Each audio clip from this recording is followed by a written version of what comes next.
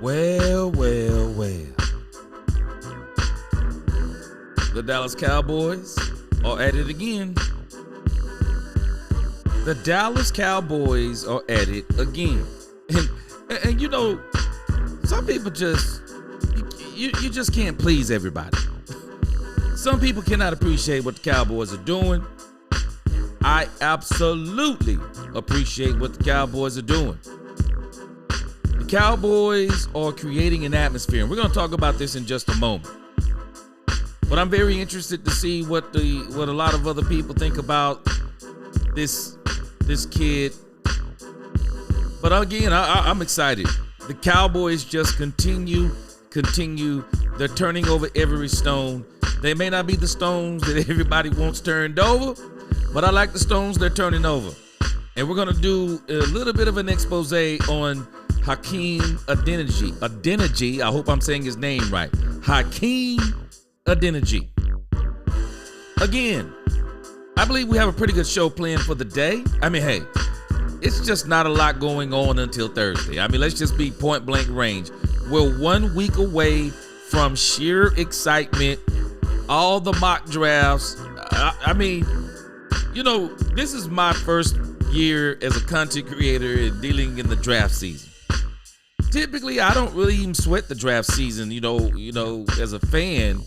The way that I notice people really do take so much pride in these mock drafts. I'll be honest with you, man, I'm mocked out, man. I'm mock draft out. It's great. I love all the information. But at the end of the day, I just think the Cowboys, they should just keep it very simple. You have the number 12 pick. There's no point in moving unless there is something to move for. If Ted McMillan is there, get him. If you got an opportunity to get Genty and you think he really all that in a bag of chips, get him. Trade up. The Cowboys just really need to keep this draft really simple. But again, we'll get into that. Let's get what our show is about. Let's go to the topics of the show, and then we're going to give a roll call, and we're going to get right into this thing. Working on the studio, so I'm going to try to get off here around 7 o'clock. So we're going to have about 2.5 hours of Dallas Cowboys, maybe 3. We'll see how it goes. But again, this is the lineup for the show today. Of course, we don't have no choice. We have got to talk about Hakeem Adeniji. I don't really know a lot about this guy. I'll be honest with you. I don't follow the Cincinnati Bengals. He came across the wire while I was doing something else, and I see the Cowboys have signed someone else. So, Hakeem Adeniji, we're going to talk about that. We're going to look at the Matty Dubs video on Hakeem Adeniji. We'll be looking at Athlon Sports as far as the article goes, because like I said, I don't really know a lot about this guy. Maybe you guys can add something to the context. I want to look at the Dallas Cowboys roster move so far, just to show us, even if we don't like it. The Cowboys are moving different this offseason, and I absolutely love it. They are moving very differently. And I think the way that they're moving in totality is what I like. And I'm going to tell you what that means. And then, of course, I got a little bit of a clip I want to show you about Matthew Golden. I mean, Jerry Jones, man, this dude is very entertaining. We watched the video the other day. I think it was yesterday. We watched about Stephen Jones and talking about Jerry. And, you know, Stephen made the joke that Jerry should start interviewing the mothers, or somebody made the joke that that Jerry Jones should start interviewing the potential players' mothers. And, man, I don't know, man. You got to be careful what you mention to Jerry Jones, because I think Jerry Jones is already up to some of that kind of stuff. And then we're gonna finish up again with Dak Prescott.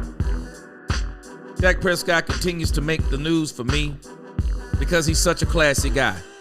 And I'm going to show us why Dak Prescott is so classy. And so again, welcome, Cowboy fans and Cowboy haters alike. I'm the G. I'm the host of Let's Talk Cowboys, where we talk facts. And if you like this video, please like, share, subscribe. Hit that notification bell so you know the next time we post another video or go live like we are live right now. And if you haven't become a channel member already, please do. We have a lot of great things coming in the future. Y'all make sure you hit that like button as you come in. Let's get a quick roll call, and then we're going to get into our first topic. Let's do it. C-Base. Hey, what up? Dak owns Filthy, the only man that has endorsement deals on his name. Dak owns Filthy and Mendo Invisible Cream. Yes, sir. Appreciate you. Michael Towery, what's going on with you? We're about to talk Cowboys. Cowboy Nation 600, what up? Well. Salute to the OG. Yes, sir. Salute to you, too. Kevin Hicks, what up? Tony Brown, 916. He said, I totally dig what you're doing, G. I appreciate you. David J, what up, y'all, he says. Marvin Washington, another old lineman. Marvin Washington, I'm agreeing with you. Good job. I absolutely agree with you. I already said Tony Brown, but I'm going to say Tony Brown one more time because I agree with him. He said, hit that like button. Yes, sir. And, of course, my man Jared Thomas, the local Dak Prescott. He is Dak Prescott's biggest fan. I'm probably number 2. Jared Thomas said, I think so too, G. The Cowboys are trying to get back to the old days of being a physical team. I really like it. 100% agree. 100% agree, Jared. Yes, sir. P-Funk in the crib. P-Funk said, what's up, my brother? The best Cowboy talk show. Yes, sir. Appreciate you. Bleeding Blue, what's going on? How about them boys? I see we still stocking that pantry. Hey, Bleeding Blue. I love it. I don't care what anybody say. I love it. Ty Howard, what's going on with you? He said, how y'all feeling? Dominique Pittman, what's going on, man? He said, what's up, chat room? Hallelujah. What's going on? Keith, what up in here? Good to see you, Keith. Good to see you. Top 5 supporter, Angie the Rubber Chicks, what's going on? She said, I can't act the fool yet because I'm driving. Oh, man, y'all had me rolling yesterday. Good to see you in the chat. Yeah, you be safe. You can't be texting and driving. Lord Nova 85, what's going on with you? Big Down 8604, what up? Yes, sir. Kevin Hicks, that roll call, we got to get it in. We got to acknowledge the supporters. Timothy Govin, what's up? He said, I appreciate you, G. I appreciate you too, Timothy. How you like that move? We're going to talk about it in just a moment. OG Cowboys fan for life. Yes, sir. What up? We got Lucky Foodwood in the crib. What's up? Gary Bookwalter, what's good? We need a tackle. Hey, we're going to talk about that a little bit. My man Mills 36, more depth. Stephen Jones is serious. Mills 36.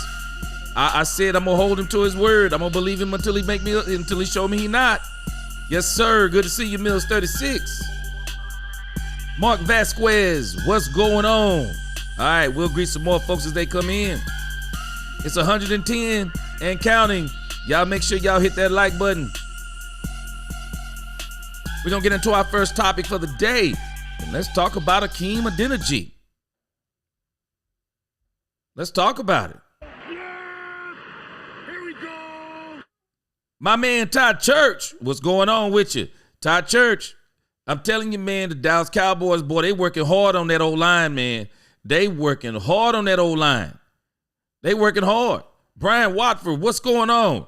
They working hard on that thing. Mem 10 is in the crib. Matthew Golden, what's going on with you, Mem 10? LaQueen Jackson, what is going on with you? Checking in for the tea. Hey, this is brand new to me.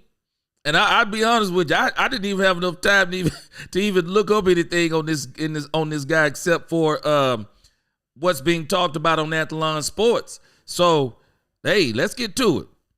This dude, Hakeem Adeniji, and I'm not really, the name sounds familiar, but I'll be honest with you, I'm not really familiar with him personally. And again, like I said, I don't follow Cincinnati Bengals sports, but all I can tell you is he's a big body. He is absolutely a big body kid, and he is coming to the Dallas Cowboys. And now I'm starting to realize even more so that even though they did have some 315 plus linemen before Brian Schottenheimer got here, no, this dude is serious. Man, they are trying their best to build this line. They are. Let me get a super chat in, and then we got a couple of more people I want to greet. Bleeding Blue, what's going on? Appreciate you. Yes, sir. Appreciate you, Bleeding Blue. Got a few more people in here, man. We got, again, I said Brian Watford, what's going on? I see David Duval, what's going on? Man, I'm telling you, when you talk about the O-line on our future shows, we've already kind of touched on it. We'll talk about it a little bit today. Let's talk about it because I have another video coming out after this live stream about one Tyler Smith. So we're going to talk a little bit of offensive line for sure today. Devin Shepard, he said, let's go. Shenard, what's going on with you? Reginald Jackson in the crib, he said, it looks like y'all will be some competition this year. Hey, we trying, man. We trying. We're going to get there, but it's going to be a great season. Timothy Govin, he said these offensive line moves show Dallas is going to dominate the run game. They're going to run the ball for sure. Jonathan Gasson, what's going on? He said, keep doing what you do. Love the show. Appreciate you. My man Alex is in here. What's going on, Alex? Good to see you. D Block 88. What up? So let's get into this thing about this man Adeniji. I don't really know a lot about him. Oh, okay. I got to greet two more, then I'm going to get into it. Miss Matrix, what's going on with you? And my man Iceberg Slim. We about to talk about it. I don't really know who this guy is. We're going to talk about it. All right, y'all, let's get them likes up. I agree with Miss Matrix, and when she said, for generations, we've been sharing meals, stories, and the memories of unforgettable parties. But hosting isn't what it used to be, and convenience has a whole new meaning. As a brand you've trusted for almost 100 years, through the barbecues and the birthdays, so many birthdays, we know a thing about style and dependability, and we know the meals we serve are just as important as who we share them with. Hi, we're China.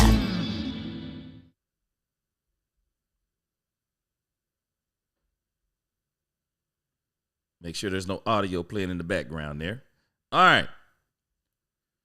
So Mike Fisher is reporting the Cowboys sign another massive lineman with starter resume.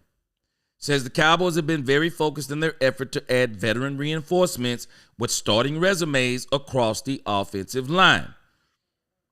Now, let me say this off the rip, because some people can't appreciate what the Cowboys are doing. But I appreciate what the Cowboys are doing from this perspective. The Cowboys are looking out there, and we know the Cowboys. We know this guy right here.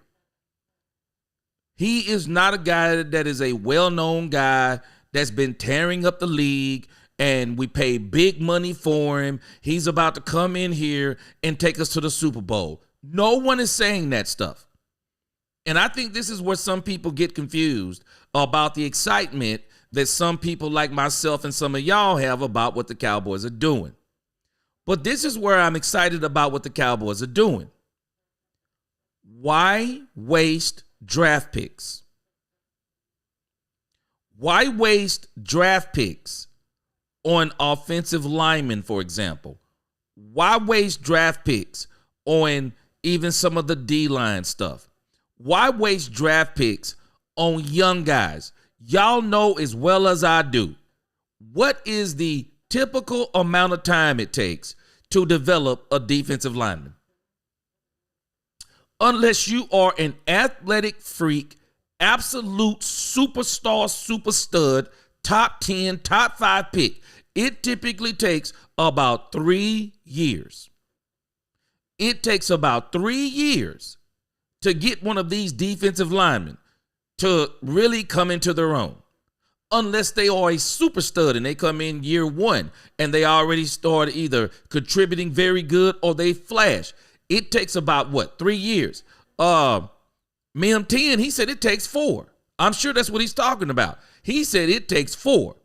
So if it takes that long, Keek says 2 to 3 years. So the one thing I believe we're all agreeing on, it takes time to develop these defensive linemen and even these offensive linemen, but in particular the defensive linemen. So why waste a 5th round pick, a 6th round pick, a 7th round pick on a guy who you know is absolutely a developmental player. You know absolutely if you're getting somebody, you're getting a lineman in the 5th, the 6th, or the 7th, you know absolutely well that's a developmental player. You do. So why not, rather than wasting those back-end draft picks on offensive linemen, defensive linemen, why not go and get some of these guys who were good, but the person in front of them was better, or they got beat out by a superior player? I'm telling y'all, man, we got to understand the NFL and what it is. These people, these men in the NFL, they're all good. They're all good. When you get to this level, now it begins to be the nuances. Now you get to start saying, who are the best players? Who is the best player out of these three? And then that's how you get your pecking order or your depth chart. Let me tell you something. One man's trash is another man's treasure. Someone else, a lineman who can't start on another team, can absolutely go to another team and start. A lineman who couldn't compete on another team can absolutely come to another team and start. So the Cowboys are really doing something, in my estimation, that is smart. Why get young guys that you know you're going to be developing for 2 or 3 years? Why not go ahead and get guys who have been in this league, have been around, they know how to be a professional, they've been through the workouts, they've done all these things. Bring them in. They're already ahead of the 5th round, the 6th round, the 7th round rookie. They're already ahead. They kind of already know. They're not going through the learning curve anymore of what does it mean to be a professional. Now they're just saying, okay, now I got to learn a system and get somewhere where someone is going to give me a chance. And this is what the Cowboys are doing. And so that is the first thing that the Cowboys are doing. That is the first thing the Cowboys are doing. And I'm gonna bring up the Cowboys depth chart again on the offensive line. That's one thing the Cowboys are doing. Let's look at another thing the Cowboys that are doing that is oh so clever. Let me read a couple of super chats in here, man. I appreciate y'all hitting me up with the super chats. And then I'm gonna do a couple of more greetings, and I'm gonna give you the next thing the Cowboys are doing that is oh so smart. Linwood Riddick, what's going on? Appreciate the super chat.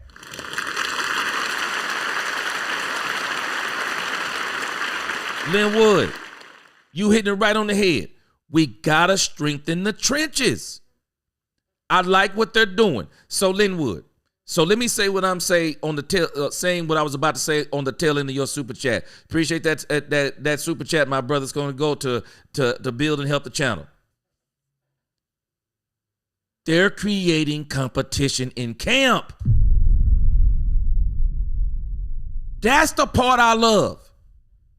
Let me tell you what the Cowboys off seasons to me have been for at least the last 4 to 5 seasons. We knew absolutely every starter. Did we not know absolutely every starter almost on the Cowboys offense and defense? We knew every starter, and we all know the Cowboys mantra, Stephen and Jerry Jones, in particular, Stephen Jones. We like our guys. How many times have we heard that over the last few seasons? We like our guys. We like our guys. We draft them, we love them, and we're not really trying to bring in any competition. The only thing we're doing, we may try to fill a hole here and there, but at the end of the day, the camp is super ultra boring because we already know who the wide receivers are, who the running backs are, what the offensive line is, what the defensive line is. We know all those things. Let me tell you the only thing I want to know going into this camp. This is all I want to know. All I want to know is Dak Prescott is the quarterback. Michael Parsons is the pass rusher. CeeDee Lamb is our number 1 wide receiver. Oso Digizua is our defensive tackle. Deron Bland is our cornerback. That's all I want to know. Everybody else, erase every name off that board. You're competing this year. The Cowboys are creating a competition atmosphere. They're bringing in guys from other places that for whatever reason they didn't work out. And they want to prove that now we are good enough. No, we're good enough to be starters. All we need is an opportunity. The Cowboys are bringing in those hungry people. And I'm telling you, this camp is going to be exciting. We are literally about to watch players scrapping. These dudes going to be scrapping. You watch what I tell you. Because at this point, the Dallas Cowboys offensive line seems to be up for grabs. It does. I do think they believe they have the line in camp already. But they're also saying, but you can compete. And if you can beat somebody, you can be on this line. Got another super chat, and then we're going to get into this article, and then we're going to go to the Dallas Cowboys depth chart and look at that offensive line again. Timothy Govin, my man, appreciate that super chat.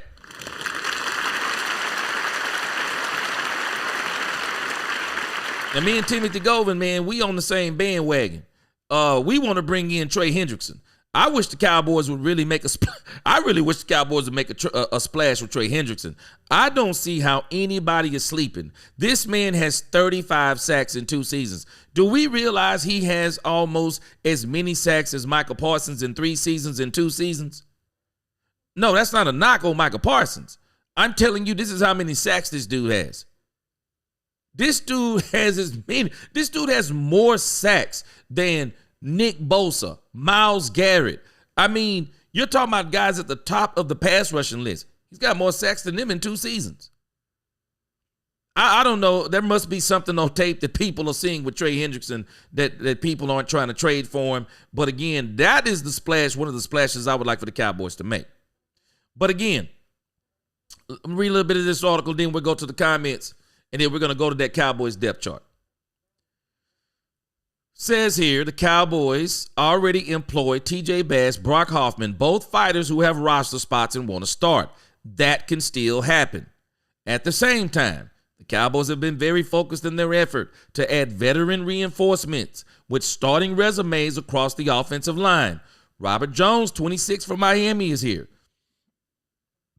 He started 30 of his 49 NFL games. Sadiq Charles at 25 out of retirement is here. He started 18 of his 35 NFL games. And on Thursday comes the news from multiple reports that the Cowboys are at it again. Hakeem Adeniji, 27, is coming aboard too. And yes, he started 15 of his 43 NFL games. All 3 of these guys are in their 20s and are large.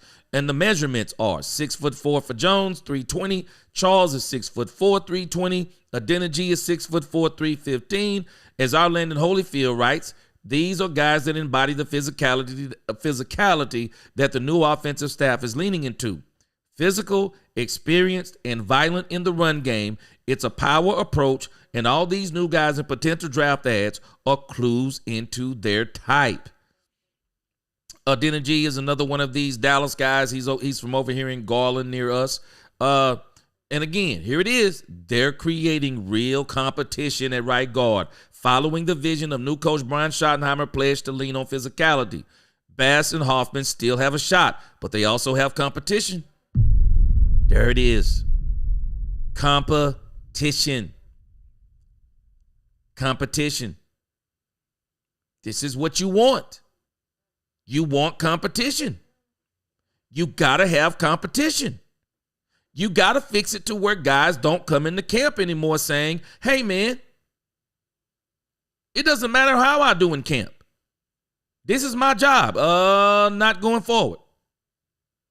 Not going forward. You're going to have to literally compete. You're going to have to compete. And this offensive line thing, man, this is going to be a battle, man. I'm telling you. This is going to be a battle in the Dallas Cowboys training camp. I absolutely love it, man. This is going to be a battle. Let's see if they've upgraded it with Adeniji. See, they don't have. Okay, all right, here we go. So let's look at the Dallas Cowboys depth chart. Talk a little bit about this offensive line. Man, I'm telling you, man, these boys are serious, man.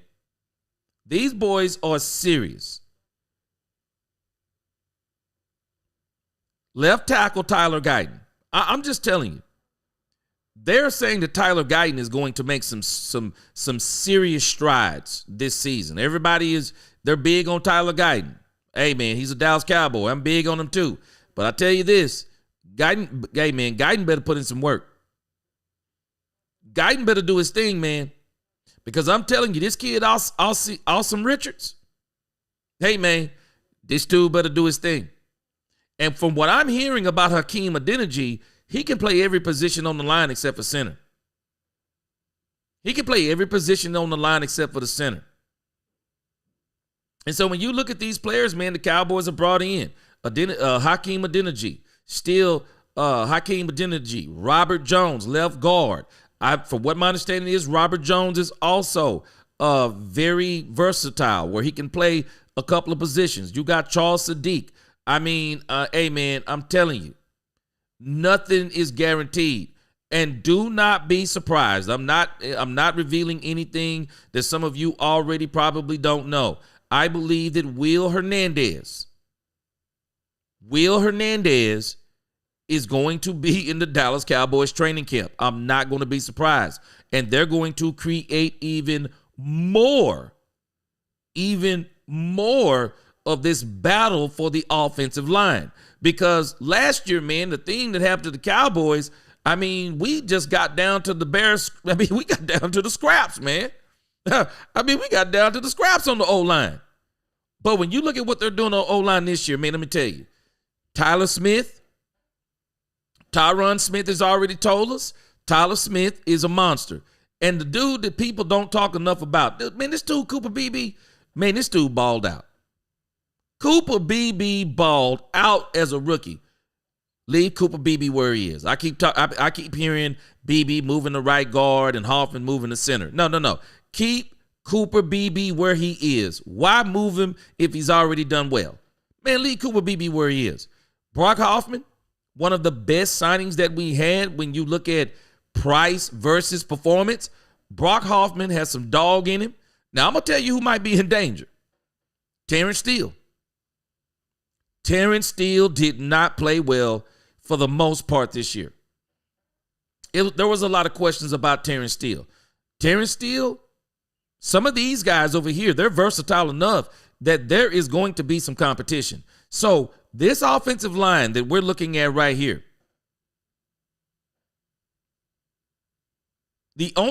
there's only a couple of these guys that I can see that just from my own eye test. There are two of these guys who I think that they're going to probably beat out whoever goes up against them. Tyler Smith and Cooper Beebe. Cooper Beebe is a shoe-in for the center. Tyler Smith, I believe, for the most part, he will be the left guard, even though Robert Jones and Charles Sadiq. We'll see what happens. Robert Jones could be more of a challenge than maybe Sadiq, but the thing about Robert Jones is the versatility. So he can play somewhere else. So again, Tyler Guyton. I know the Cowboys love these numbers. I mean, hey, if they draft you number one, they're going to give you every chance to be the starter. But Guyton, man, he got to watch out because I seen Richards. So again, we're going to see. But again, when you look at these names in orange, this is the competition. We still don't know what the Cowboys are going to do in the draft. We don't. They could bring in one of these guys like who knows? They could bring in a Kelvin Banks Jr. They could surprise us. They could absolutely surprise us. So the Cowboys offensive line, I love what the Cowboys are doing. They're not resting on the laurels. They're still trying to turn over the stones. And again, I don't think this is as much about, people like, man, why don't they go get a guy like fill in the blank and pay buku millions of dollars? No. The Cowboys believe they have their offensive line, but they're also bringing in some reinforcements to say, but if these guys who are either former first rounders, former starters for another team, big bodied players, if they can come in and if they can compete and if they can beat out some of these guys, well, then they'll be the starter. They'll be the starter. And if they're not the starter, we're going to keep them on the team for depth. Well, we'll see what happens. But I'm telling you, the Cowboys training camp is going to be exciting because, again, we don't know who they're going to draft.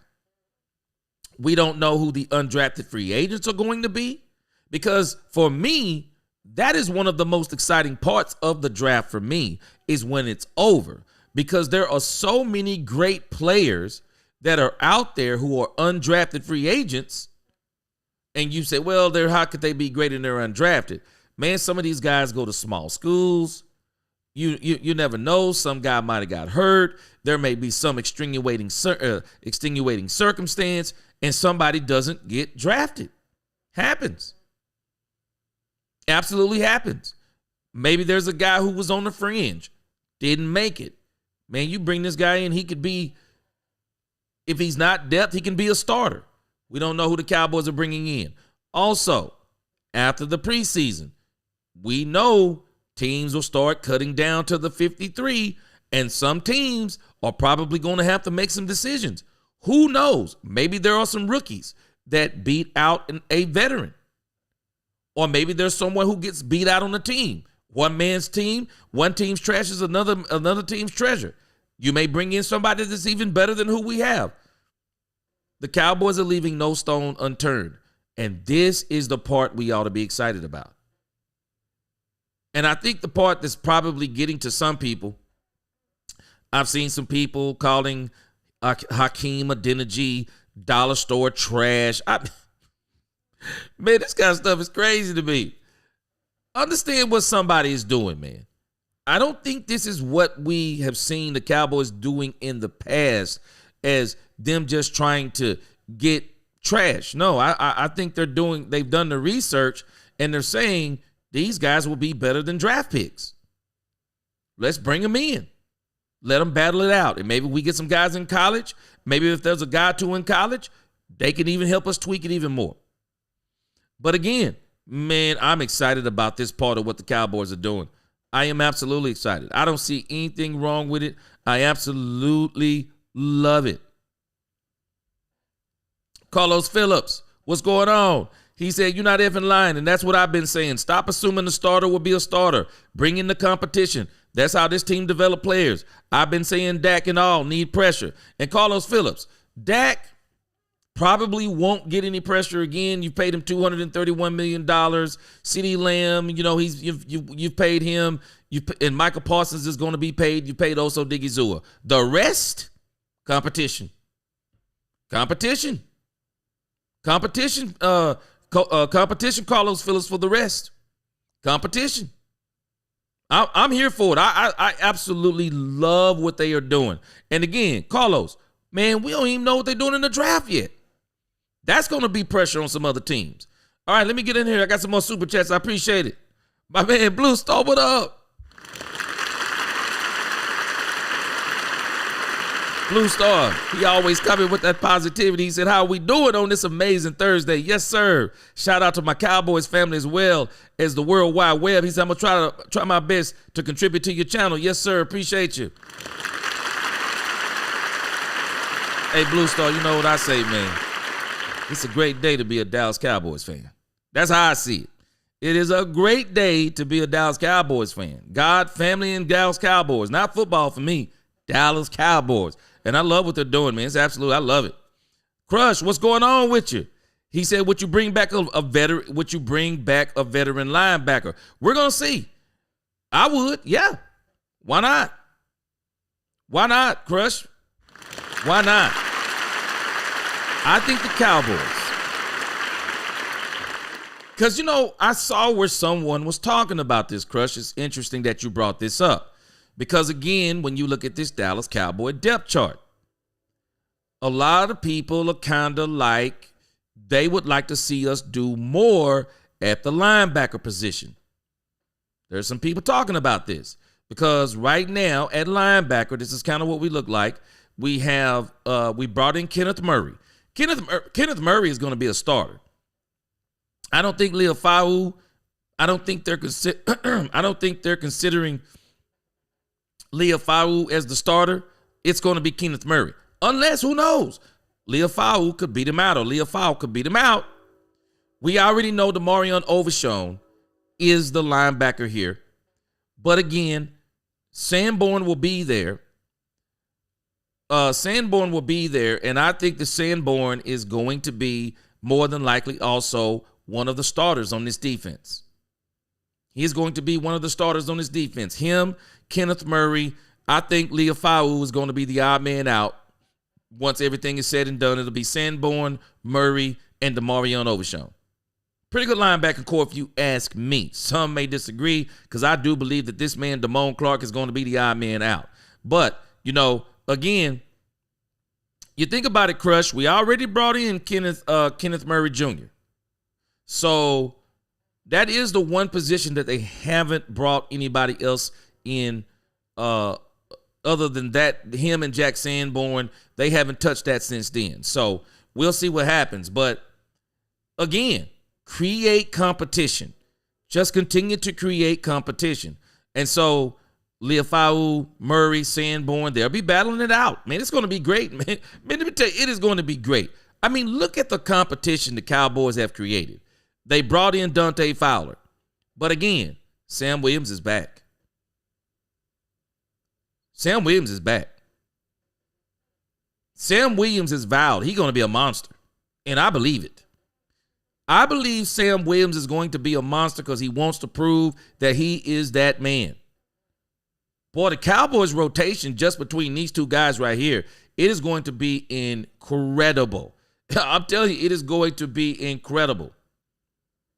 And another guy that I'm absolutely excited about, Marshawn Nealon, is more of a DeMarcus Lawrence type defensive end to me. I think that's why they brought him in, more of a run stop DN than a pass rushing DN. But the guy who I'm pulling for very hard is Peyton Turner. Man, this dude's upside is crazy. Peyton Turner's upside is crazy. And we got Solomon Thomas in here at the defensive tackle position, but he can also play, if I'm not mistaken, he can play end also. Man, I'm telling you, the Cowboys rotation is going to be bananas. The Cowboys rotation, man, it is going to be bananas up in here. And again, we don't even know who they're going to bring in for the draft. We don't know who they're going to bring in undrafted free agents. We don't know what's going to happen after the preseason. Boy, this Cowboys team, man, man, I'm just telling us. Glass half empty, glass half full. Glass half empty, we ain't really bringing in nobody. Glass half full, bringing in competition. Glass half full, tell me anything you want. The Dallas Cowboys already look better on defense than they did last year. They already look better. The Cowboys already look better on defense than they did last year. And that's with Overshown and Diggs out. This dude, Elam, they're counting on Elam. The Cowboys are hoping Elam is going to be that man. I've seen some videos of Carson Kalen working out. Carson Kalen may be a lot better this year. We're going to see what he looks like. The Cowboys got a lot of players, some of them coming back from injuries, and they're really dependent on them. But again, man, this Cowboys defense is shaping up really well. And I think they are creating a camp that is going to be like no camp that we've seen. Competition. We are getting back to the type of camps, I believe, that used to transpire when Jimmy took this team over. Competition. I'm here for it and I love it. Neo, not from the Matrix. Appreciate that super chat. Neo, he says, correct me if I'm wrong, but with what we did with the coaching staff and now with players, isn't this giving Lions vibes? Hey, man.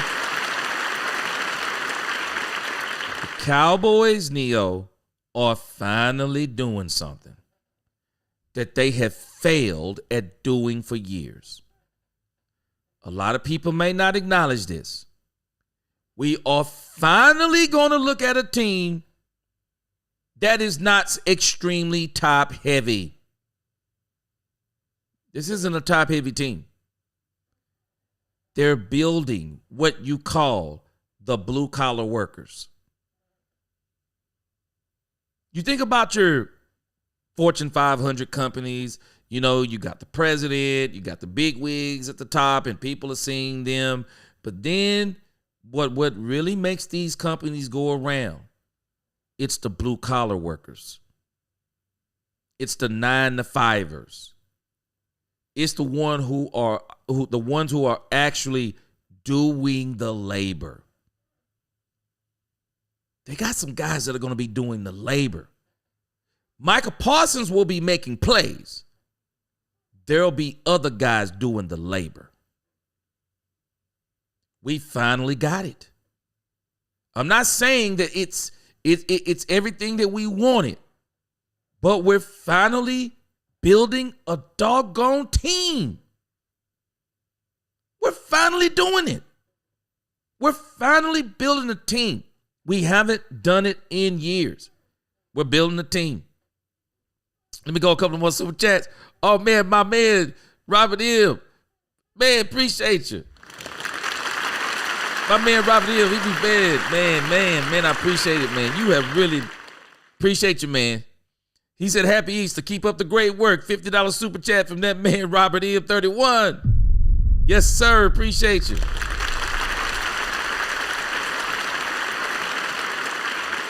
Hallelujah. To God be the glory. He said, and thanks for everything you do, G. $100 super chat. Man, appreciate you. Appreciate all of y'all, man.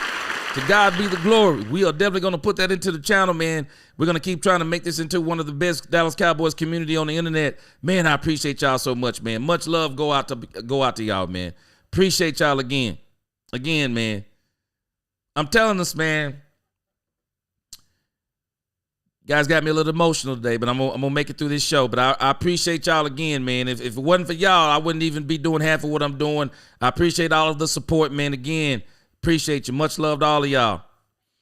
But again, man, I love what these Cowboys are doing.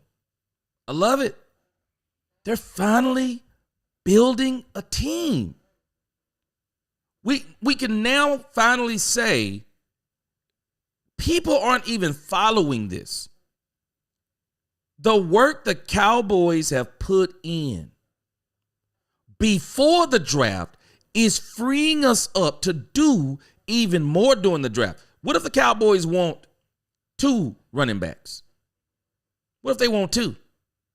What if they want Travion Henderson at the front, Damian Martinez at the back, Marcus Yarns at the back? I mean, they could take a chance on the guy and say, hey, man, we have gotten some depth out there in free agency, and they still are not done. It's just Thursday. We still got a week to go. What if they go out and just say, hey, man, we got this, that, and the other. Now we can take some chances. We can take some swings in this draft. How about we bring in a guy like Savion Williams? How about we get us an Emeka Ibuka or a Luther Burden III or a Matthew Golden and say, hey, but we still want another big body receiver. How about bringing in a Savion Williams? And I'm going to tell you, there is another guy in this draft. People want to talk about a speed guy, Dante Thornton.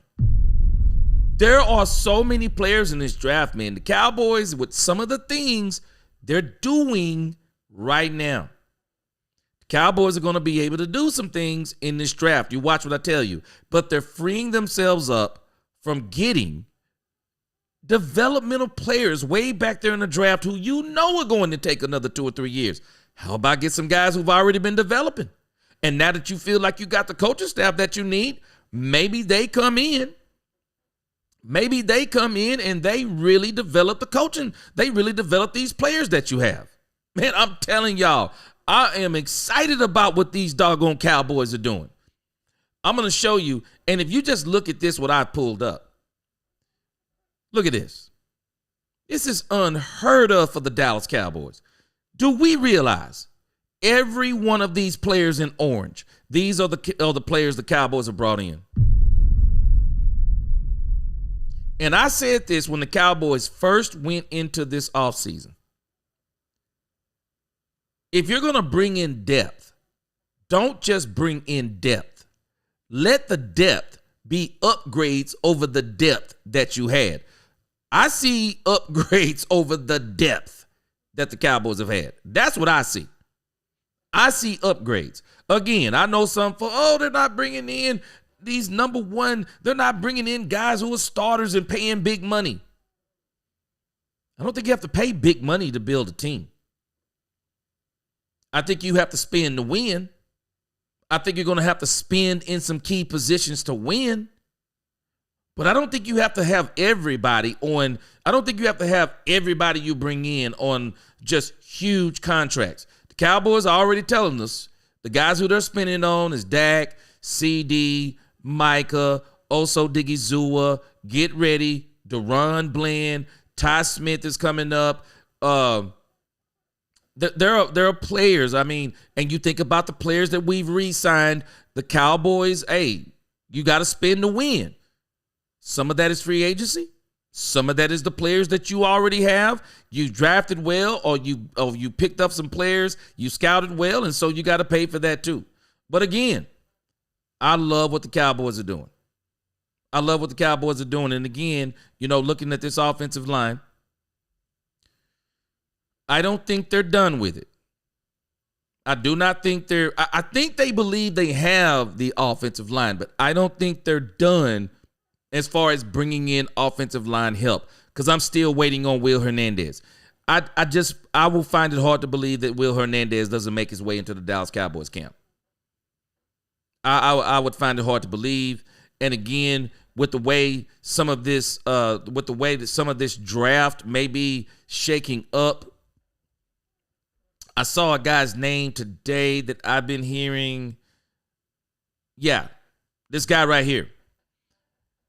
Y'all prepare yourselves for the Cowboys to do any doggone thing during this draft. It all depends upon how they're looking at the board. And if they feel like that there is depth at the running back position, the Cowboys could actually wait to the third. I hope they don't wait to the third. No later than the second. There is some depth at wide receiver, but I don't think the Cowboys can push that wide receiver beyond the second round. I just don't think you can push it past the middle of the second round, because if you do, you're starting to fall into what I would say you're now looking at the wide receivers that are not necessarily starters. You're looking at the wide receivers who you're now saying, well, they got upside. We already got guys that have upside. We already have those guys. We already got Jonathan Mingo. We already got Ryan Flanoy. We already got Paris Campbell. We already got Jalen Tolbert. We already got a stable of guys who got upside, and how do we get them to the next step?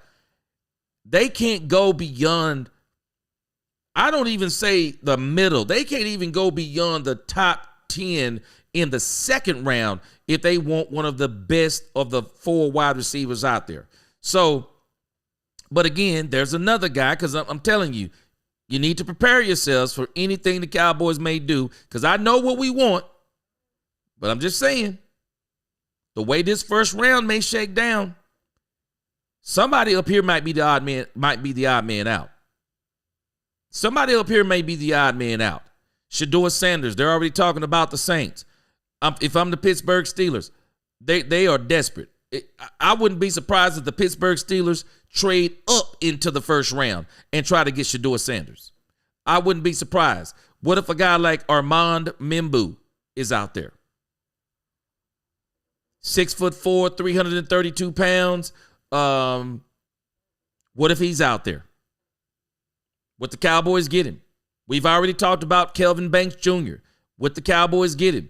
We don't know what they're going to do. If somebody is out there, the Cowboys may say, depending upon how the board falls, Cowboys could draft backwards, step back up in there, get an extra fourth, get that fourth back, or maybe get an extra third, and the Cowboys may take their chances and see if they can get back here, down here further.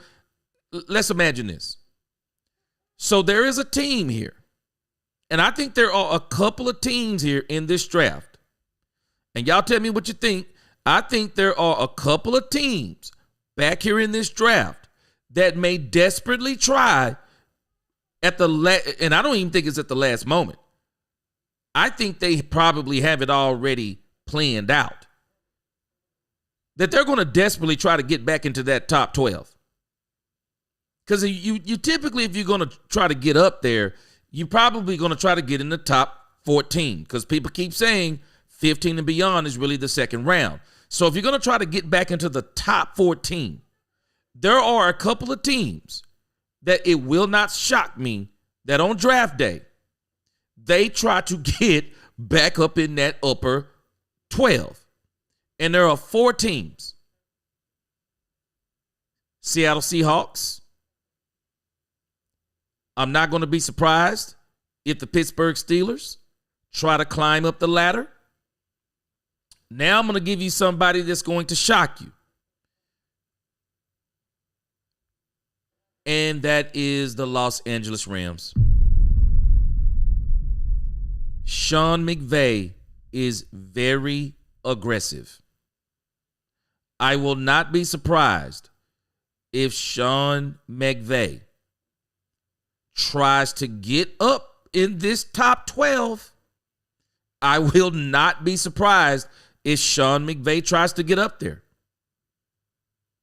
Sean McVay may want to get up there.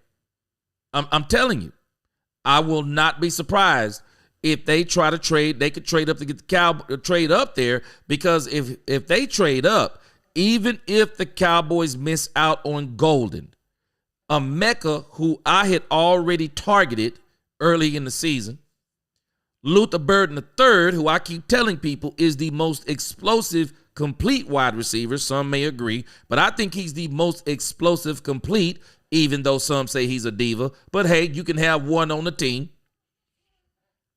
They could still go backwards, get a Mecca or get Luther Burden, and then come right back up here and look who will be sitting and who they have projected, who I was wanting all along for the Cowboys. They can either get Travion Henderson. Quinshon Judkins also will still be a monster for the Dallas Cowboys. And if you give me 2 Ohio State boys at those skill positions, man, I'm done. I don't even know if I'll watch the rest of the draft, man. I'll probably be so happy. I wouldn't even be able to contain myself. But the Cowboys, y'all get ready. Cowboys may trade back. They may trade back. And again, someone made a very interesting observation the other day, and I'm adding to it, and I agree with it. Let me tell you something. There has already been talk the Cowboys could maybe try to trade up and get Ashton Jeanty. I don't think it's going to happen. I think it would be too hard for them to do. But if Ashton Jeanty some kind of way slid past the Browns, the Giants, the Raiders, I could then see the Cowboys, if he got to somewhere around 8, I could really see the Cowboys really trying to make a push. Because if we're saying Jeanty is generational, trade your first round from 2026 and go up and get Ashton Jeanty. Give up a 2026 first round draft pick and get Jeanty if you think he's all that in a bag of chips. But at the same time, if Ted McMillan, I believe, is there at 12, the Cowboys are going to get him. That's going to solve a whole lot of their. He will come into the camp as being the number 2 receiver. And then everybody else is going to be battling it out for the 3rd and the 4th. But Ted McMillan also may find himself battling for a 2 or a 3. So again, you still got competition. You still have the competition. You do. You absolutely do. So I'm absolutely loving it. Just prepare yourselves for anything with this thing with the Cowboys. Rico Jones, absolutely right. We just need some dogs. And I think they're creating dogs. Rico Jones, I told this story before. My uncle used to raise pit bulls. Or he raised a pit bull and a boxer, and they were both they were massacring dogs all over the neighborhood. They really were. And sometimes you have to know how to raise a dog. Sometimes you have to know how to make people into a dog. And I think the dogs are probably already here. Now what we're going to see is if this coaching staff can help make them into dogs. The difference when you start talking about dog fighting sometimes, it's the trainer. It's the trainer. See, Jimmy created dogs. That's what a lot of people don't understand about Jimmy Johnson. Some of y'all understand what I'm telling you. Jimmy created dogs. You create those dogs, man. When you create a mentality on a team, When you create a mentality on the team, man, people just come in and they join in. Hey, man, these dudes crazy. They join in. They do. You put a sane person around a bunch of crazy people, watch what happens. They get crazy too. So what you got to do is create that dog mentality. And we're going to see this once they get down there on that field, because the next thing I want to see is how does Brian Schottenheimer conduct his practices? How does he conduct his practices? He's already created a good mentality talking, but where the rubber meets the road is in the practices. Is he going to get on to Dak Prescott? Because if he does, I'm telling you, is he going to get on to Michael Parsons? Will he tell Michael Parsons he missed the assignment? Will he tell Dak Prescott that he missed the assignment? Will he tell CeeDee Lamb, you're not running the routes hard enough? Will he tell CeeDee Lamb, hey, man, you're not being the example? Will he tell players this? You got to create them dogs, Rico. You have to create them dogs, man. And one of the way you create them dogs is competition. Competition. Ice Cold Cowboy, oh, man, you too. Can't wait to see how I do running back this draft. Man, I'm telling you. The running back and the wide receiver. The running back and the wide receiver. And, man, let me tell you something. You ever heard that old term, man, some things you do for the culture? I'm sorry, man, but the running back and the wide receiver in this draft, man, the Cowboys got to do this for the culture, man. Cowboys got to do this for the culture. We know the Cowboys need a wide receiver. They passed up on Devontae Adams. Didn't even try to get into the DK Metcalf thing. I don't even understand the Cooper Kupp thing. I wouldn't even want that. Keenan Allen is still out there. Amari Cooper is still out there. The Cowboys are just simply saying they're not even worried about making no trades. The Cowboys are saying they're going in this draft and they're getting a wide receiver. They're already telling us this. They're telegraphing it in. And I'm glad they're doing it. They got to do it for the culture, man. They have to do it for the culture, Ice Cold. The running back, they have to do it for the culture. They have to do this for the culture, man. They have to go in this draft, and they got to do it for the culture. And they got to get us a top 5, one of the top 5 wide receivers and one of the top 5 running backs. They have to do it. It will just take the morale of this fan base. It'll take the morale even of the team to a whole nother level. It will. It'll take them to a whole nother level. Real Fan 1. Should the Cowboys want a wide receiver with great route running? These kind of wide receivers have been successful with the Cowboys recently. Well, if you're looking for great route runners, it is going to be none other than Ted McMillan. Alex, appreciate that super chat.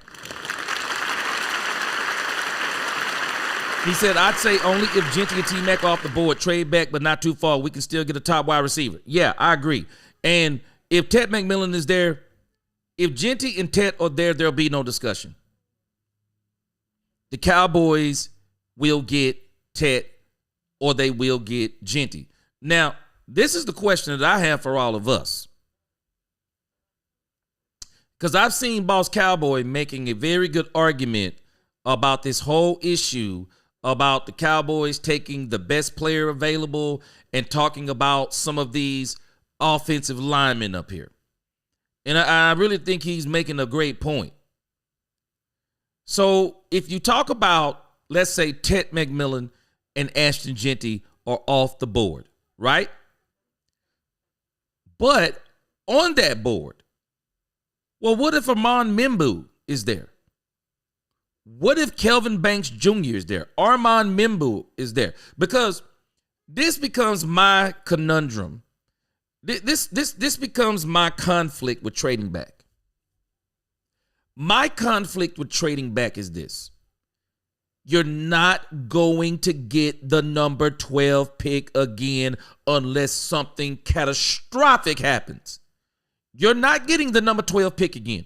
You will not get that close to the top 10 again. And if you don't get Ted McMillan, and if you don't get Ashton Genty, But let's say an Armand Membu is right there.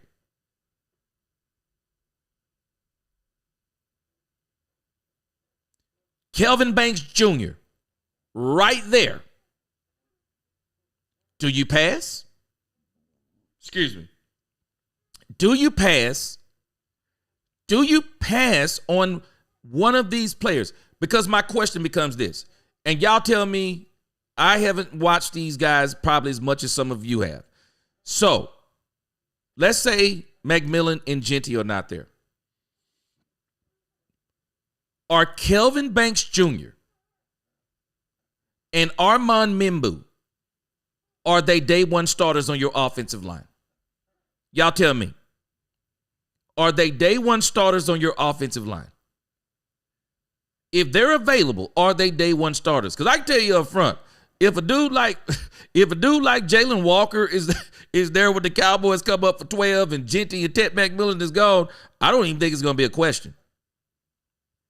The Cowboys would probably take Jalen Walker on the edge, but I don't know if they would. I just say I think they would. But again, what if Armand Membu is there? Do you take him? You got a choice between Armand Membu, Matthew Golden, Kelvin Banks Jr., or Matthew Golden. Who do you take? Y'all tell me in the chat, who do you take? Ashton Genty, Ted McMillan are both gone. You know you're not getting back up here again because Brian Schottenheimer already said it. We don't want to be here again. So if you know you don't want to be here again, you don't plan to be here again. So do you trade back or do you say, hold on a second. There is a guy up here that we believe that can be an absolute starter for us. Let me ask you. So Michael Williams will be there. Will you pass? Will you trade back and get Michael Williams from Georgia? Now, I'm pretty sure they will not do this for Jahad Campbell, Shamar Stewart. They're not going to do it for guys like that. I don't think they're going to do it for Gray Zabel, Mike Green, and everybody's already said Amarian Hampton is too rich for a 12 pick. They're not going to get him at 12. But again, I'm just staying right around 15-ish. Do you take Golden, Membu if he's there, Kelvin Banks Jr.? I mean, who do you take right there? Or do you say, no, we're trading back. We're cool with what we got at edge rusher. We're cool with what we're doing on the offensive line. We've brought in the competition. We're cool right there. We got a plan maybe in the third at those positions. So then do you fall back and say, we're going to relinquish getting a top 12 pick. We're going to relinquish that. We're going to go all the way back here because I can see them going all the way back to either 21 or either 26 because these are the two teams that I think are real good candidates because the Pittsburgh Steelers desperately need a quarterback. And Shedeur Sanders could very well fall in the range. And I just know Sean McVay, this dude, he likes skilled position players too. So the Cowboys could get all the way back to either 21 or 27, and they could still get the wide receiver, which would be Emeka Egbuka, and they could get Travion Henderson, two Ohio State boys. Y'all tell me what you do. Y'all tell me what you do. Do you give up that 12 that you're never probably going to get again? What do you do? What do you do? Leaving the river? He said the Cowboys will never have that mentality. Steve Campanella, what's going on? He said, gee, what we need is whoever we bring in from that draft has that hopeful passion that can light a fire under the vets. Yeah, like those Jimmy brought in his era. And again, Steve, and that's my point, you're at number 12. Do you say, I'm trading back? And the question I'm asking, if Membu is on the board, Kelvin Banks Jr. is on the board, Michael Williams or Mikael Williams is on the board, and Matthew Golden is on the board at 12 because Ted and Genty are gone, do you roll with them? Do you roll with him? Because you're saying we're never going to get this high, or at least it'll be a long time before we get this high again. Let's go ahead and get one of these guys. Because I can tell you now, Golden, they're showing him at 22. I wouldn't even be surprised if Golden went before 22 if he makes it past the Cowboys. I wouldn't be surprised. The way Golden has been moving up some of these draft charts, man, you don't know where Golden is. You don't know where he is. Golden could be as far down as 22, and he can be as high as 10. I mean, he could be in the top 12. I mean, that's kind of where Golden is. He could be anywhere in there. But again, at 12, do you consider Kelvin Banks Jr.? Do you consider Mimbu? Do you consider those guys being day one starters that you will not be able to get an offensive tackle, or you won't be able to get an offensive lineman like them again for a while? Do you say, no, we're staying at 12 and we're getting the best player available at 12? What do you do? Y'all tell me, what do you think? What do you do? What do you do? Javier, what's going on? The dude, what is up with you? He said, I'm sorry, but if you didn't put out the effort when Jimmy was coaching, no, yeah, you're right. You weren't going to be around that long. You 100% right. Y'all tell me what you think. Leaf in the River, he said Michael Parsons doesn't have assignments. That's why he's a one-trick pony. Now, Leaf in the River, I got a strange feeling. When Michael Parsons gets his money, he is no longer going to be a one-trick pony. I got a strange feeling. When Michael Parsons gets his money, I am not going to be surprised, because Matt Eberflus said something that still has my spidey senses tingling. He said that he's going to rush the passer. Well, you can rush the passer from, if you're just being silly, you can rush the passer from the cornerback position and the safety position. But we know that's not going to be Michael Parsons. You can rush the passer from the linebacker position. You can. You can rush the passer from the linebacker position. I am not going to be surprised if Michael Parsons is playing edge and linebacker. I'm not going to be surprised. I'm not. Once this man gets his money, he will no longer be a one-trick pony. You watch what I tell you. Blue Star said, all I'm saying, G, is when Dak Prescott wins the bowl, I'm going to be insufferable. Believe me, especially those folks who love to trash Dak Prescott year after year, like if Troy Aikman did it by himself, shaking my head. Oh, man. Man. Boy, Dak, they win that Super Bowl, man. I might have to change this channel name to Dak won the Super Bowl for about a year. Dak, it'll be called Dak won the Super Bowl, man. I'm with you. I'd be insufferable, too. The dude, he said, listen to what Troy said about cutting players. Once Barry took over and his anger at his hands off coaching. Oh, yeah. Yep. Once Barry took over and it was over with for that type of coaching style that Jimmy had. Yep. Facts. Straight up. Lil Dallas Cowboy, what's up? He said we got the best owner and the best GM with the Cowboys. Now, you know what's so funny? I think we do have the best owner. I just don't think we have the best GM. I think that's the problem. We don't have the best GM. Our owner, and what knocks some points off of him as an owner, is that he won't fire the GM that he has. Gregory Davis, he said, if you see how the Cowboys are doing in free agency and the 30 visits, how these coaches are going to run this team on lining up for the best 22 players, I believe so too. And I'll tell you this, Gregory Davis, they're going to have a run game. They're telling us they are going to have a run game. They are. They're going to have a run game, man. Little Dallas Cowboy, he said, go Lakers. Like Lil Nova said, just for the Luka trade, Skull Unknown said, man, y'all telling me y'all going to leave the Dallas Mavericks because Luka gone? Players only. What's up? He said, praying we get Amarion Hampton. You know what?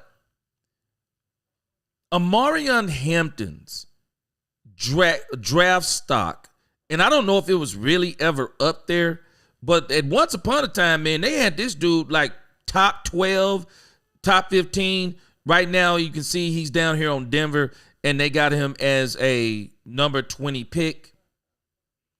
But again, this is going to be very interesting in the draft. And let me get back over here as we close out this thing with Hakeem Adeniji. Hakeem Adeniji is just another part of the plan for the draft. It's exactly what he is. He's another part of the plan for the draft. The Cowboys are creating depth in places that, again, I think the point that needs to be made, and I'm making it. It is hard to find depth, as in rookie depth. Because if they're that doggone good, you're probably going to try to get them to start. So it is better to bring in some of these more veteran type players who are hungry to get another opportunity. It's better to bring them in and continue to develop them with this coaching staff. Contact Digest Podcast. What's going on? He said, don't trade back. It's not necessary. We have plenty of picks. It wouldn't be in our best interest to pick in the first. It would be in our best interest to pick in the first round. Genty, Golden, Hampton, Tet should be on our short list. And I'm sure they are. The dude, he said, yes, move Michael the linebacker. I'm not going to be surprised, dude, when he gets his money. Michael is going to be a more versatile player because he'll already have the money. He'll already have the money.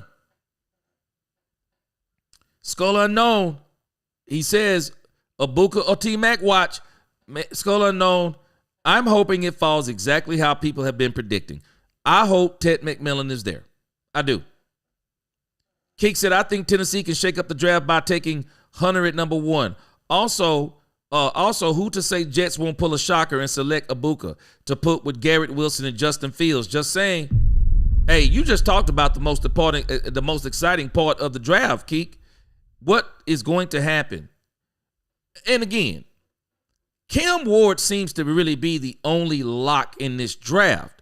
But at the same time, Keek, if we're being honest, the generational player in this draft to me is Travis Hunter, man. I have to continue to put respect on this man's name because when I talk about the top 4 wide receivers, I never mention Travis Hunter. He is. I just know we're not getting him. Travis Hunter, I'm telling you right now, y'all tell me what you think. I promise you. If you set Jerry Jones down, Jerry Jones had an opportunity to get Ted McMillan, Emeka, Luther Burden III, Matthew Golden, or Travis Hunter. I'm willing, I'm not a gambler, but if I was, man, I'd be willing to bet 5 years' salary Jerry Jones would pick Travis Hunter. Boy, Jerry would pick Travis Hunter in a heartbeat if he thought he could get him. He can't get him. Travis Hunter may very well be the best wide receiver in the draft. But what makes him so unique, he is the unicorn in the draft. And I don't understand how teams are going to pass him up. Because, man, I know Tennessee needs a doggone quarterback. But, man, Travis Hunter is, I tell you this, I bet you this, and they do have this up here. I bet you this. If I'm Cleveland, shoo, I bet you he don't get past me. If I'm Cleveland, Travis Hunter don't get past me. But again, like Nisi was saying yesterday, and I'm in agreement because if I could stop, hey man, I'd put an Eli Manning on them boys because I wouldn't want to go there. But if I'm the Cleveland Browns, I would be trying to get Travis Hunter. I would. Steve Campanella, he said, gee, if we traded our pick with the Steelers pick and they also give us Pickens and then in the second we get Hampton in the second, what you think about that? Man, let me tell you something. Pickens with Dak Prescott would be different. I do believe Pickens with Dak Prescott would be different. Now the question becomes, with the culture the Cowboys are trying to build, can they manage Pickens? Because, you can only have one Dennis Rodman on the team. You can only have one Antonio Brown on the team. Can they manage Pickens? Because y'all tell me in the chat, I wouldn't be opposed to Pickens coming in and being the number 2 because he is the number 2 immediately when he comes in. And I'll tell you this, for everything that we say about, people say about Pickens and his attitude, he got dog in him, but you got to manage him. You got to manage him. He wants the ball, and I'm glad he wants the ball, but you have to manage him. So the question becomes, this would become another locker room question. Can they manage him? Can this new coaching staff, can they manage him? That would be the question. That would be the question.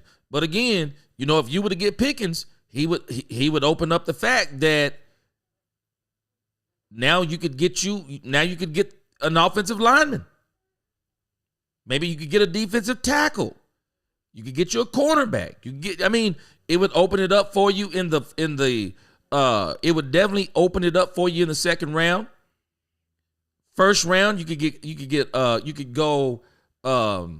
first round, you could actually go running back. But the crazy thing is you wouldn't have to go running back in the first if you got Pickens, because you could still be at 12, still get Travion Henderson. Pickens would open up a lot of possibilities. He really would. And we're going to move over to our man, Matty Dubs, here in just a moment. I want you to see the video that he did on Adeniji. But, you bring up that issue about the Pittsburgh Steelers trade, and I do believe that they are talking about that. Man, I'm over here looking. They talking about the Cowboys have ties to Scattybo. Stop it.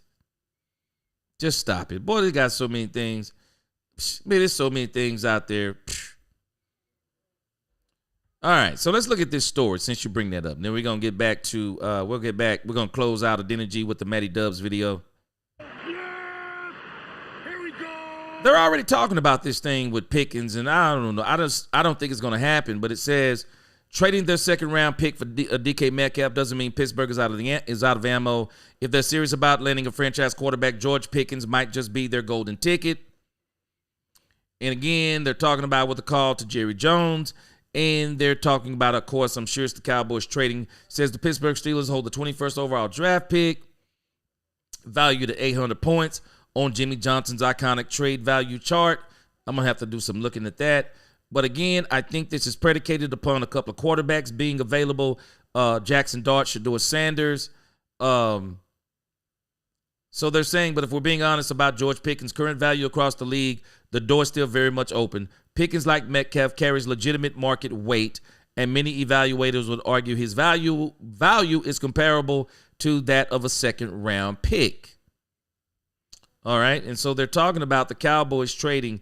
Pickens is your second-round pick in any potential trade-up scenario. He's also entering the final year of his rookie deal, which means Pittsburgh is at a crossroads. Either flip him now and cash in while his value is still high, or let him play out that year and potentially walk for nothing more than a compensatory third-round pick in 2027. And so they're basically talking about the Cowboys trading the Steelers. I guess it wouldn't even be a first. It looks like they're talking about maybe flipping him for a second-round draft pick and the Cowboys getting him. I mean, it could happen. Or I guess at the end of the day, the Cowboys, they would flip picks and the Cowboys would get their 21st. But if I'm the Cowboys, I don't know if I could go straight across trade, because I believe that the players in the draft, the wide receivers in the draft, I would still be willing to go with them over Pickens. And so the only way I would do a move like this is that the Pittsburgh Steelers would not only have to give me Pickens, but the Steelers would also have to put me back in the fourth round. So they would have to switch me the pick plus give me the fourth round. That's what they would have to do. Yeah, that's what I would do if I was them, because I couldn't do that one straight across. I just couldn't do it. Yeah, I couldn't do that one straight across because I just can't do that one straight across. Jay Snipes, what's going on? He says Scatty Boo is underrated. You know what, though? I don't think the Cowboys can. he doesn't seem like the kind of player that the Cowboys are going to be able to use in the scheme that they're running. The Cowboys need a power running back that can or a running back that can hit his head on the goalpost. Scotty Boo, to me, Scotty Boo, however you pronounce his name, he seems to be more of a luxury item, as in he's going to be more of the hybrid gadget guy. You're using him in the passing game. You're using him in the run game. You're doing different things with him because he seems to be one of those type of guys. But we already got that guy. We got Kevontae Turpin. He seems to be a guy that I can see Sean Payton trying to get for the Denver Broncos. He's that type of guy to me. Let me see here. Patrick M., what's going on? He said, what do y'all think about the tight end Harold Fannin Jr. being so underrated? If the opportunity is there, we need to pound. They're not going to do it. They're not going to do it. The Cowboys are sold on Ferguson. And they're actually wanting him and Schoonmaker to compete. So, no, they're not going to do that. Daniel M., what's going on? Which I see you in the chat. JJM, he said the Cowboys have used a free agent sorely needed depth or in prime positions at 12. Yes, sir, meaning they're sitting pretty is a top 10 talent falls or can potentially trade back. Draft is deep in B-plus players. I agree. Yeah. And so, again, yeah, I like the thing Cecil with Pickens. I like it. But, again, I would also try to see if the Pittsburgh Steelers could give us a fourth. Keek, yes, sir. Oh, I didn't even think about Hunter Lipke. They have got to figure out a way to get Hunter Lipke on the field, man. Go back and look at this dude, Hunter Lipke's tape in college, man. This dude can really do some things on offense. The Cowboys really need to get this guy involved more. Really need to get him involved more. So let's get over here to Matty Dubs. Here we go. This man Matty Dubs puts out videos so quick. This dude Matty Dubs, man, he puts out videos on players so quick, man. It's like the moment they're announced, man, this dude Matty Dubs is on it. I've sent an invitation out to Matty Dubs. I want to try to see if we can get him on the I want to see if we can try to get this dude Matty Dubs on the show. Guard, he can play right. But again, Matty Dubs, he has got some things on. He's got some things on Hakeem Adeniji. Let's kind of listen to what he says. He's got some film work on him. So if we have to, we get copyright struck, we can knock it out afterwards. But anyway, let's check him out.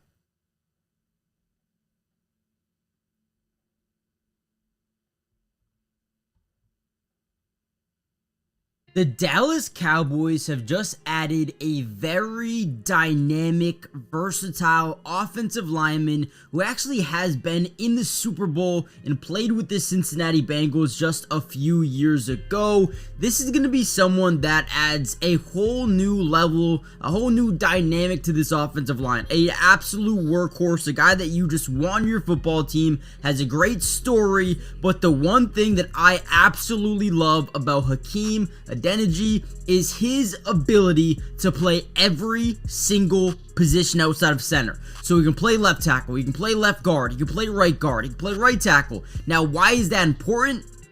You now have a guy that can fill in different holes, right? If someone gets injured and can't play week 3 and week 4, boom, you have a guy that you can plug and play. If someone else misses right tackle, boom, he can plug and play. That versatility helps out tremendously.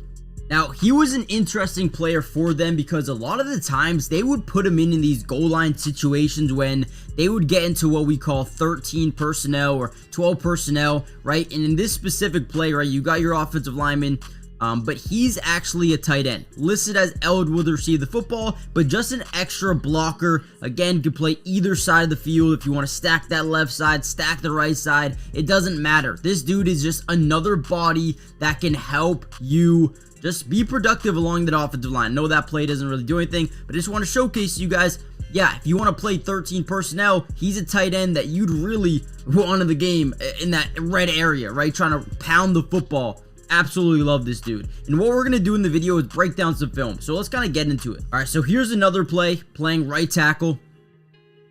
Again, these are some situations where, he's starting or he's coming off the bench and being just an extra depth guy. Does a great job. Look at this play to the outside. You're going to see this guy initiate contact and try to use his speed to get around the edge. But look at the footwork, staying in front, never letting the guy off. These are things that make him a good football player. And I get it. The experience is not there. He hasn't played a countless amount of snaps. But being able to add a guy with this much versatility is huge. They end up getting a touchdown on that play. And again, I just love the fact that he can play multiple positions, right? It's like having an extra 3 guys on your offensive lineman. It really is. Now, not only do I like it because of that versatility, but also the competitiveness. This dude is an absolute dog. He wants to play at a high level, and he wants to be coached. That alone you should be all in. Honestly. Now, here's another example, right? They stack that left side, 13 personnel, get him out there to the left tackle, right? And watch him work, right? He's going to initiate a double team and get to the second level. Initiate, boom, second level, plug the gap. And there goes Joe Mixon for a 14-yard touchdown. Now, I'm not saying he's going to be a day one starter. I'm not saying he's going to be a big-time player. But I'm saying to have versatility, the dynamic, the ability to have a guy play multiple different positions is always a big thing to have. Not only that, but competitiveness in training camp, OTAs, making guys work harder. I like this signing because of what he could potentially bring. It's low risk, it's high reward potential, okay? So again, don't misunderstand me. I'm not saying he's going to be a Pro Bowler. I'm not saying he's going to be a superstar guard or a superstar tackle, but I'm saying he adds a lot more of a dynamic, a versatility, gives you more flexibility in the draft. So you don't have to go and get more offensive linemen because now you have a ton that they like. So it's never a bad thing to have too many O linemen, man. I'm telling you right now. And this is a guy that has the pedigree. He's played and he's competed at a high level. So let me know what you guys think. Hit the like button, subscribe to the channel, join the family if you're new. We're going to be breaking down the entire draft of the Cowboys, every single pick. We got you guys covered with a little bit of analysis, and then a couple of days after the draft, we're actually going to break down a lot of film on their new pickups. So join the family, and I'll see you guys then. Peace.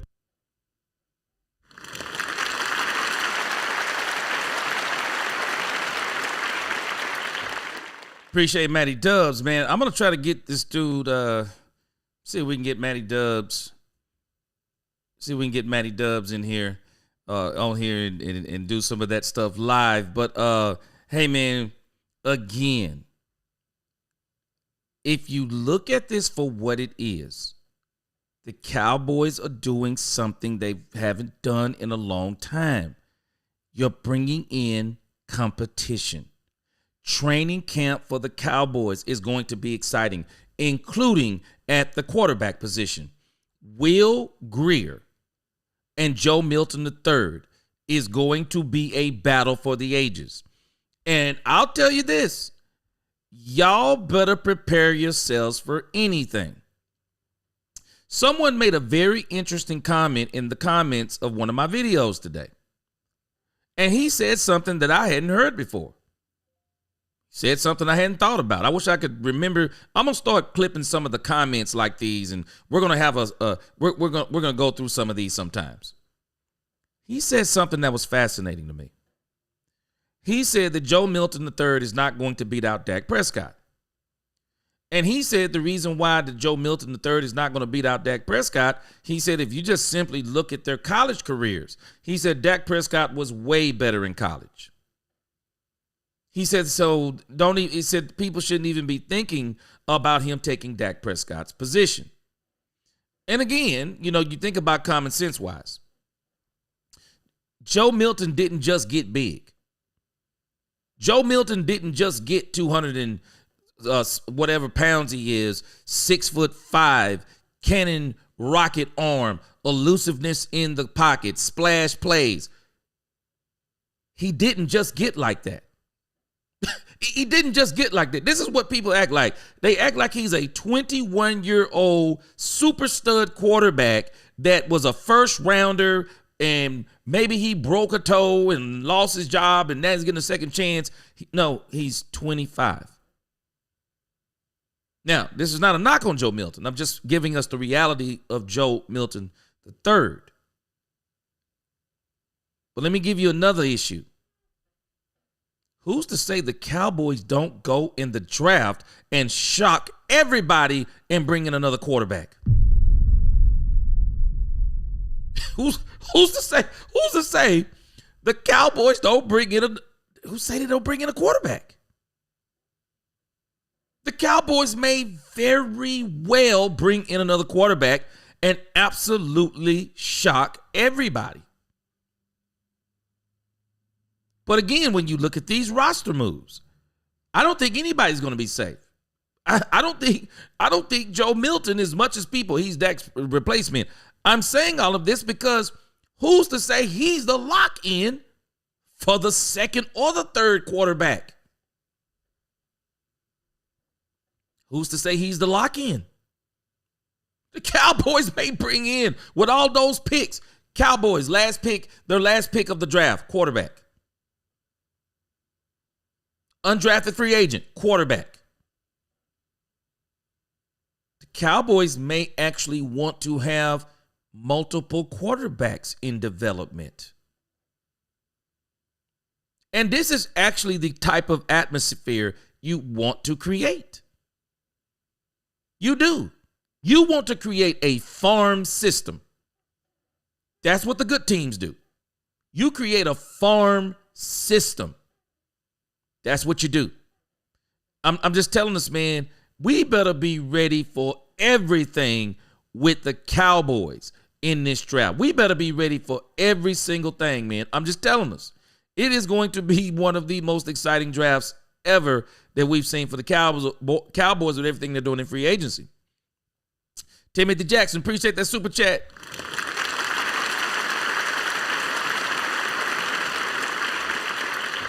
Timothy Jackson, I'm telling you right now, if Ted Nugent is there and the Pittsburgh Steelers come knocking on the Dallas Cowboys door, George Pickens, and all we're doing is flip-flopping. George Pickens, we're going to 21, they're going to 12. We get Pickens, they give us a fourth-round draft pick. I'm in. Because it seems like to me that I don't think they're going to do anything with Pickens other than probably let him go and get a third-round compensatory pick or try to trade him in anyway. So with this draft being so loaded with wide receivers again, this would be a great opportunity. And, man, it's like even Pickens, we're not even going to omit him from this. Pittsburgh Steelers seem to do a very good job of picking doggone wide receivers. Excuse me. They seem to do a very good job. So it wouldn't, it would be a very good trade to work out the logistics on that.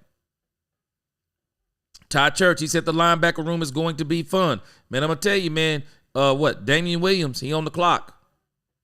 Damian Williams better really step it up this season, bro. He is on the clock. I hope this really make him, I hope this really make him step his game up. I really do. But again, you know, and very quickly here, our third topic, it's a very quick topic. But our third topic here, I just thought this was very interesting. I've already shown you the roster moves with the Dallas Cowboy roster that I showed you. But again, John Machota was pointing this out too. He was pointing out all of the Dallas Cowboy offseason roster moves. And when you look at the Dallas Cowboy offseason roster moves, man, they're incredible. They're absolutely incredible. There's no getting around it. Look at this. Traded for Milton. Traded for Elam. Traded for Murray. Signed Fowler. Signed Thomas. Signed Williams. Signed Jones. Turner. Sanborn. Sanders. Campbell. Charles. Adeniji. Just signed. Re-signed. Odigizua. Turpin. Brock Hoffman. Marquise Bell. Wanye Thomas. Sieg. Tyrese Weiss. C.J. Goodwin. Brian Anger. Israel. Dakota. Shepley. I mean, man, the Cowboys. Man, Cowboys have been busy. And when you look at what they lost, look at what they gained. Wow, the Cowboys, man, they pretty busy. Pretty busy. They kept who they wanted, and they've created a lot of depth. So we can't be, I mean, I can't tell you what to be. I mean, some people, this ain't enough for them. I love it. I absolutely love what the Cowboys have done in this offseason. And I am not going to be shocked all the way up until Thursday. The Cowboys are still going to be putting in work. The Cowboys are still going to be putting in work. We might not like what they bring in, but the Cowboys are still going to be putting in work, and I love it. I absolutely love what the Cowboys are doing. And then I got another quick story. I want to go to this thing with Matthew Golden. Man, this man Jerry Jones, boy. Jerry Jones is a trip, man. Look at this right here. Jerry Jones and this dude Matthew Golden. Matthew Golden is loving him some Jerry Jones already. I want you to hear what he says on the Up and Adam show. This is on X. Faces light up like the one that, like, your face just lit up. Yeah. Why? I mean, that's Jerry Jones. You know, he kind of legendary. You know what I'm saying? So, great guy. You know, I had the opportunity to meet him, but you know, just being there, being able to meet Jerry, you know, it was cool. It was a cool moment for me. Everybody's told me their Jerry story. Ashton, everyone. Yeah. Matthew, I saw that you met Jerry Jones and you said he was, what is it? Let me see what this says. What is this photo? Why is it every time that I ask a prospect and I even just say the name Jerry Jones, their faces light up like the one that, like, your face just lit up? Yeah. Why? I mean, that's Jerry Jones. You know, he kind of legendary. You know what I'm saying? So, great guy. You know, I had the opportunity to meet him, but you know, just being there, being able to meet Jerry, you know, it was cool. It was a cool moment for me. Everybody's told me their Jerry story. Ashton, everyone's told. What happened? What happened in that meeting? He told me to call my mom, so I FaceTimed her. I think Alicia? He told me to call my mom, so I ended up calling her, FaceTimed her. I was like, I got a surprise for you, and Coach Jerry was talking to her. Coach Jerry, I love that. I like Coach Jerry. I call him Coach. Did this man just call Jerry Jones Coach Jerry? This dude, Matthew Golden, just called Jerry Jones Coach Jerry. Okay.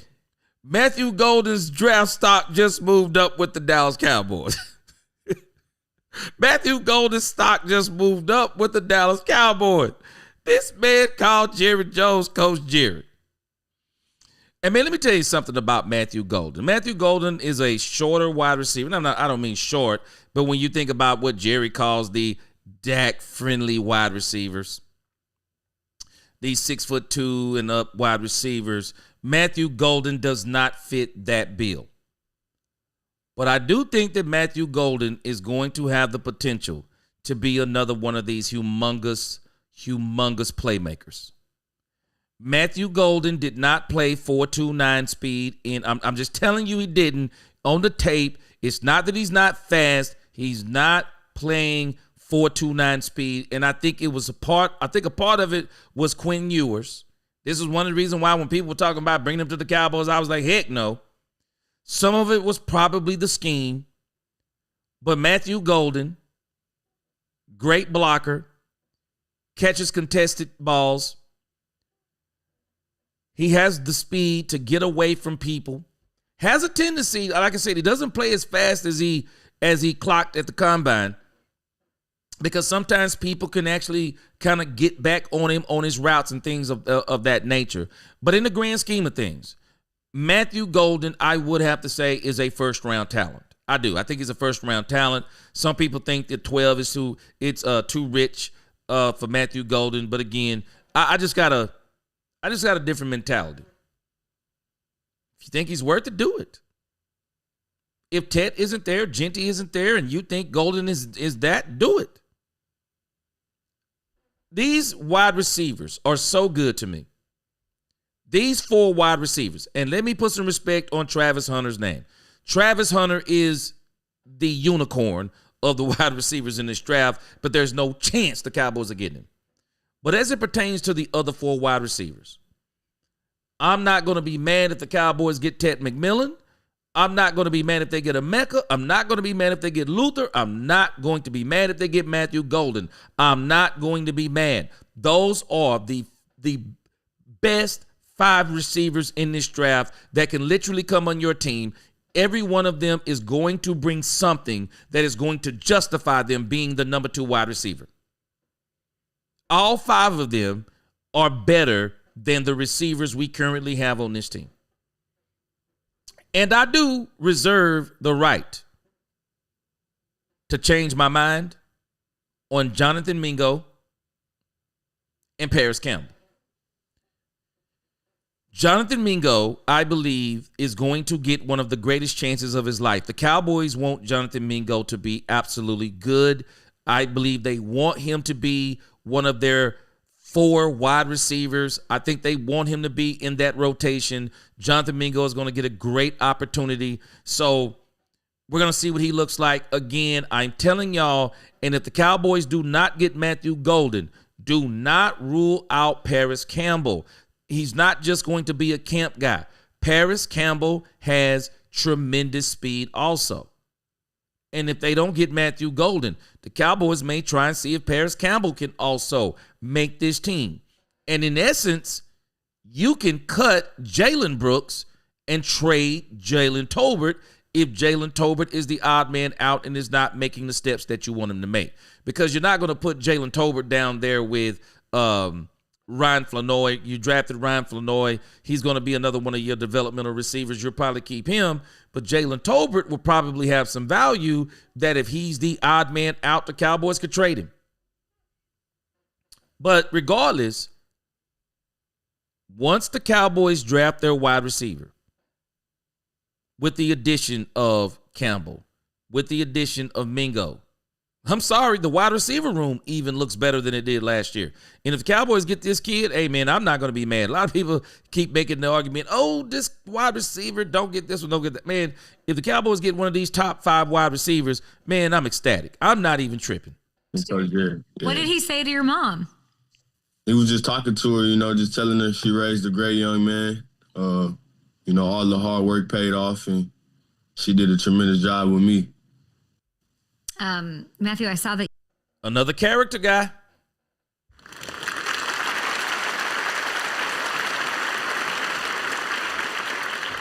Another character guy. Another character guy in the eyes of the Dallas Cowboys. Again, nothing is going to surprise me about the Cowboys. But the part, guys, I'm telling you, we ought to be excited about. The Cowboys can't go wrong. They really can't go wrong with those wide receivers. I don't think they can go wrong at the running back position almost. Whether it be, I don't think they're going to get Genty. Whether it be Hampton, Judkins, whether it be Travion Henderson. I mean, you're even talking about receivers running backs like Bashul Tootin, Damian Martinez. The Cowboys cannot miss in this draft. They can't miss. All this is going to be, the only thing that's boiling down to me in this draft for the Cowboys is how good will these players that they have picked actually be? It's all it's going to boil down to, because I'm just telling you, man, everything the Cowboys should be able to do in this draft should just be money in the first and the second rounds. Should be absolute money in the first and the second rounds. And then we're going to go to our last topic here. I want to see if I can catch up on some of the comments. Maybe you guys are commenting on some of the things that we're talking about here on the screen. Looks like y'all got a really good discussion going here. JJM says Warren, the Coryell offense at multiple spots on the offense. He says we're going back to attack the seams.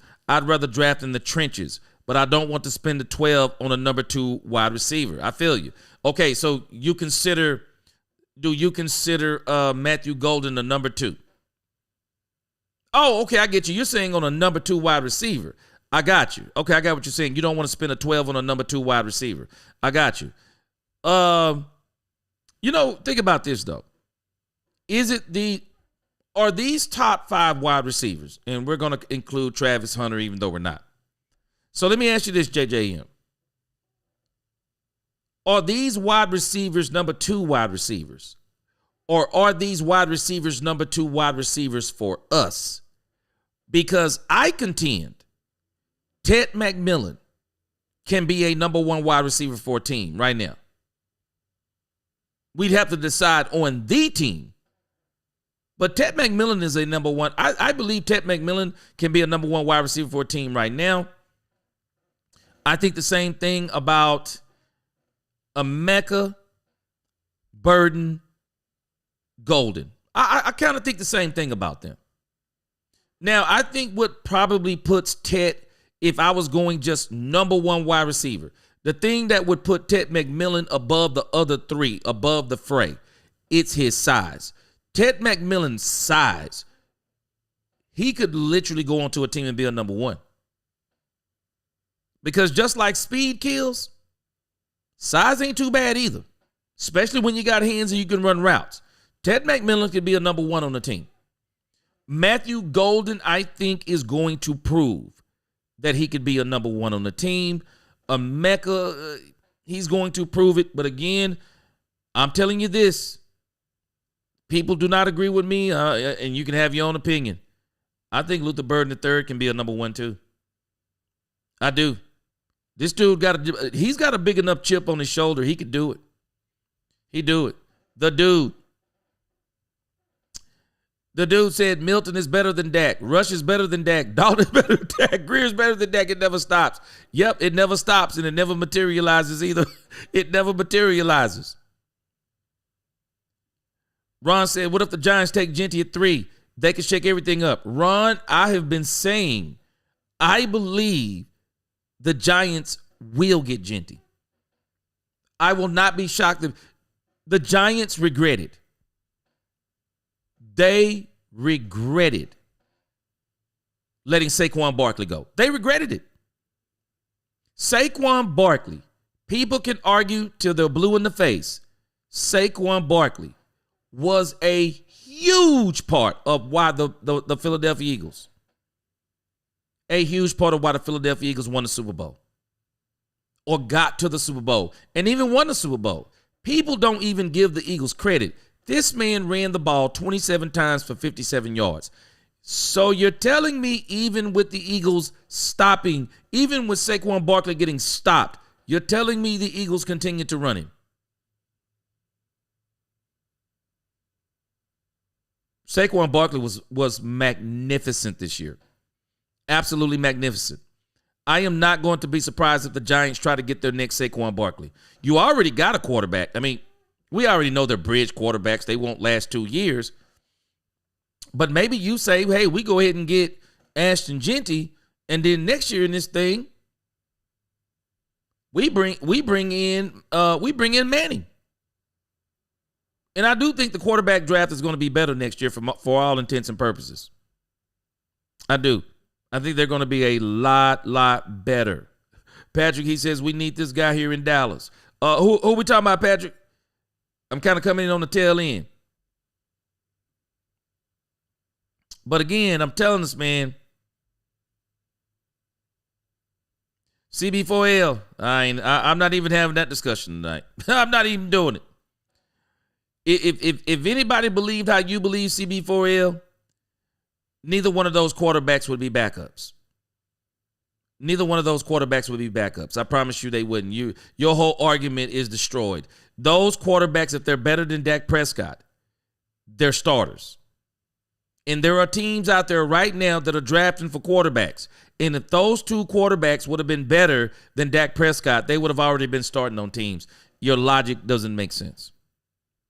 Yeah, Michael Tower, we talked about that, trading Pitt for our 12 and their 21st. Yes, sir, George Pickens. And I will also ask them, give us your 4th round pick on top. Give us your 4th round pick on top of that too.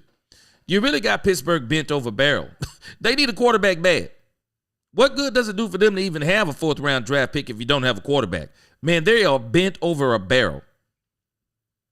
John Jones, better make sure we get a good defensive tackle in this draft. I think the Cowboys did a pretty good job in the free agency filling that up, but I do think they're going to probably get another one back in the later rounds.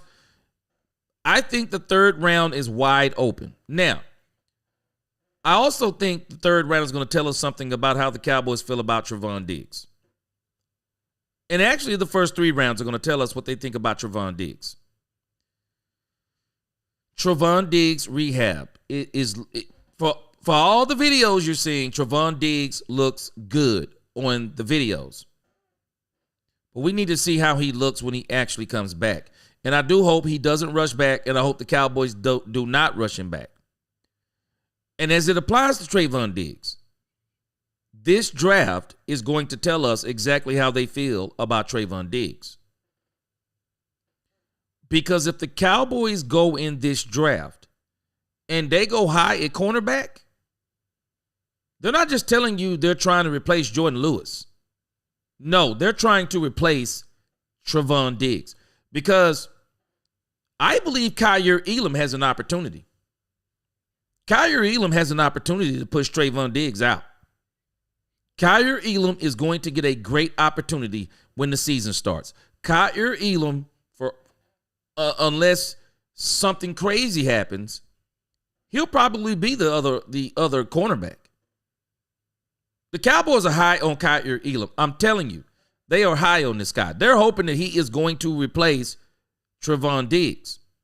And then that could create a situation where Trevon Diggs could be a trade. He could be a trade piece for the Cowboys. But if the Cowboys don't come in hot in this draft, cornerback in the first 3 rounds, cornerback in the later rounds, the Cowboys are probably going to try to see what Trevon Diggs is. And they're going to see if Trevon Diggs, if Trevon Diggs is back and better than ever, then the Cowboys, I will not be surprised if the Cowboys go back and rework that deal and then let Trevon Diggs stay with the Cowboys. I will not be surprised. But if they go in this draft and they go 3rd round cornerback, Trevon Diggs could be in trouble. Because Elam, on the other hand, you never know. They could maybe try to work Elam into the slot. If he plays well when Trevon Diggs is out, and then they don't even move him out of the starting lineup. So they're going to tell us some things about what they do in the draft, about how they feel about Trevon Diggs. And if they don't go high in the draft, John Jones, and this is why I'm saying this, I will not be surprised if the Cowboys go defensive tackle in the 3rd round. Defensive tackle or edge rusher. Patrick M., Damian Martinez is a beast. Boy, we watched film on him already. He's an absolute monster. No doubt about what you're saying. No doubt about it. And some people project the Cowboys may try to double up at running back and maybe get him back there in the 5th round if he's still there. Damian Martinez is going to be great on somebody's team, and I hope it be the Cowboys. I do hope the Cowboys go 2 running backs in this draft. I do. Make that running back room even better. Man, boy, Ron. Boy, Ted McMillan in the slot would be insanity. Boy, Ted McMillan in the slot would be insanity, man. He really would. Hey, the dude, I'm actually laughing at that boy Matthew Golden. He said, boy, he called Jerry Coach Jerry. The dude says, no, Coach, Jerry is better than Dak. Let's see here. Let me get a little further down. Daniel M. says, gee, I feel that the Cowboys should not be reaching in the 3rd round for a cornerback because I refuse to believe they will miss out on any of the defensive tackles in this draft. And again, Daniel M., if they don't go cornerback in the 3rd round, the Cowboys are counting on Trevon Diggs to come back because I do still think they're high on Kyer Elam.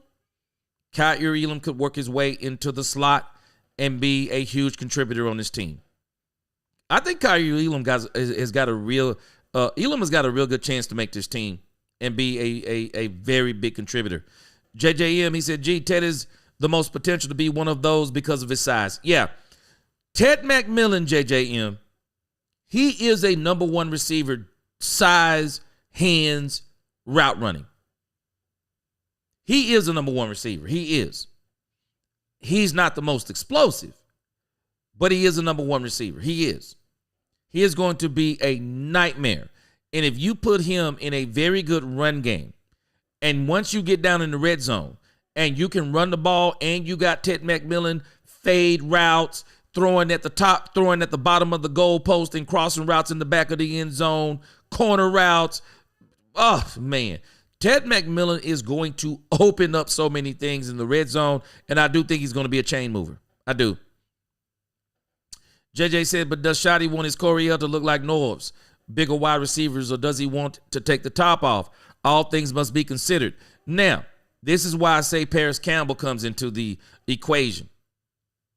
Because I do believe that they think that Paris Campbell could possibly be, along with Kevontae Turpin, take the top off the defense. And again, I'm not ruling out the Cowboys either going 2 running backs or 2 wide receivers. I'm not ruling that out. I'm sorry. If Dante Thornton is at the back of the draft in the 5th round, which is where they projected him to go, man, ain't no way I would pass up Dante Thornton. There's no way. I would not pass up Dante Thornton. I don't care if I got a wide receiver in the 1st. I am going back there, and if that dude is there, I'm getting him. Aaron Wesley, he says, Saquon was the reason I told the co-worker the Chiefs were going to try and shut him down, and look what happened. Aaron Wesley, this dude was so dangerous that even when they stopped him, they wouldn't stop trying to stop him. Tell me that isn't crazy. They still didn't stop trying to stop him. And the Eagles, genius in their game plan. They kept running. Angie, I love it when you said C.D. Williams. That boy Stephen Jones, C.D. Williams, had everybody scratching their head. Yeah, Ron, I got you on that too. It is due time for the Cowboys to go in a draft and get some weapons. Teddy Drake, you're saying something. Saquon was good because he finally had a good offense. That part too. P. Funk, the players do not determine who's on the win on the Super Bowl. Uh-oh. P. Funk said the NFL already knows. P. Funk, my son says the same thing. My son says the same thing. He calls the NFL WWE. Michael Towery, he said all these decaders say Milton is coming to take his job, or the same one St. Lance was going to also. Yes, sir. Yes, sir. Man, yeah. No, hey, man, Milton, I love the pick. I love the trade. Milton is going to be here to compete for that second string job, and we don't even know if he's going to get that yet. Big May says, laugh out loud. He even says Emeka could be a wide receiver 1. Yeah, ignore him. I think that Emeka is going to have that potential to be a wide receiver 1. But I can tell you this, Ted McMillan, because of size alone, is going to be that type of wide receiver. And again, I'm just telling us, man, do not be surprised if Jonathan Mingo comes out absolutely balling with the Cowboys. Do not be surprised. Do not be surprised. Do not be surprised, man, if this dude, Jonathan Mingo, turns out to be an absolute baller. Do not be surprised. Because I'm not. And I believe the Cowboys are going to give this dude every opportunity to be that guy. I do. All right, let's get to our last story. Big Mace, he says, I'm excited to see this scheme from the coaches. Man, I am too. I really do want to see what they are going to be running this year. I do want to see what they're going to be running. JJM, he said, G, good points. He said, I think they like their wide receiver room better than the public does. And why I advocate for Tyler Warren, who can line up in a multitude of spots. I see you. Remember what tight ends do in this offense.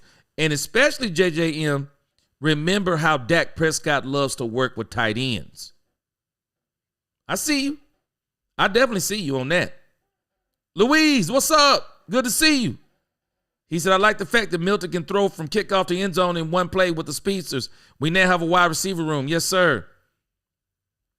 John Jones, he said, I wish Genty would drop to us. Remember, CD dropped to us, just saying. John Jones, he could. But you know what? I'll tell you this. John Jones,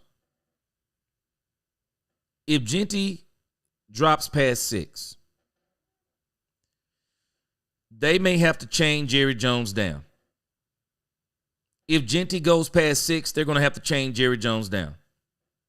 Because I don't believe Jerry Jones. I do not believe Jerry Jones is going to let Genty get beyond 8. I would be shocked if Genty gets past 6 that Jerry Jones don't lose it.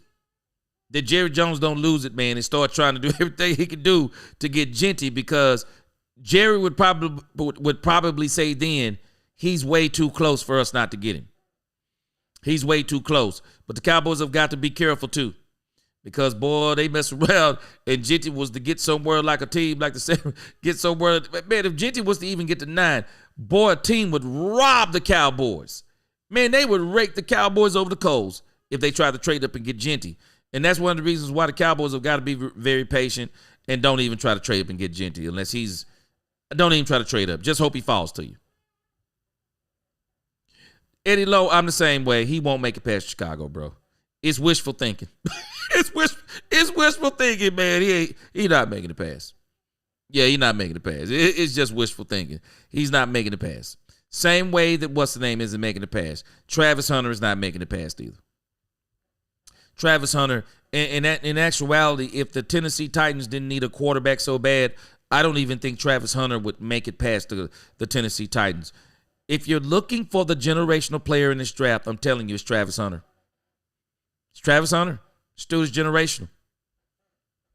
Yes! Here we go! Solomon Jernigan, let me tell you something. I would absolutely double up. And let me tell you who I would double up on. Whoever their 1 and 2 wide receiver running back is, I would double up at wide receiver. There are 2 wide receivers y'all have heard me say continuously. And one of those wide receivers is who Angie the Rebel Chicks turned me on to, Savion Williams. Y'all watch what I tell you. This dude is going to be a playmaker in this league. I'm not going to be shocked if Savion Williams winds up on the San Francisco 49ers. He would be the perfect replacement for Deebo Samuel. I will not be shocked if you see him on a team like that. I would love to get him. Cowboys, number 2. There's another wide receiver that could be back there. Dante Thornton.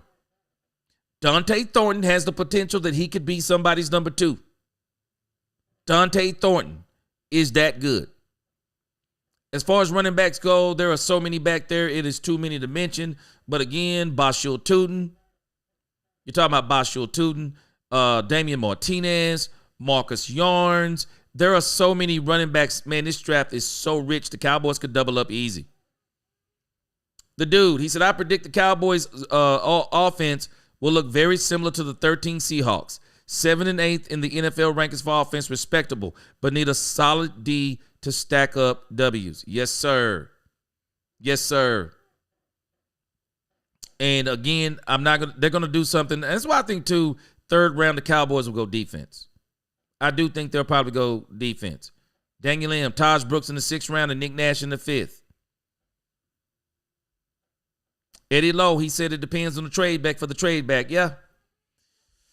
So many different things, man. So many different things. I'm excited. The Cowboys have so many possibilities, man. Being where they are, the Cowboys are going to be able to do some major damage. Now let's get to the last story. Yes! Here we go! This dude, Dak Prescott, is a class act. And let me look up something real quick. Because I'm going to show you how these 2 stories are related.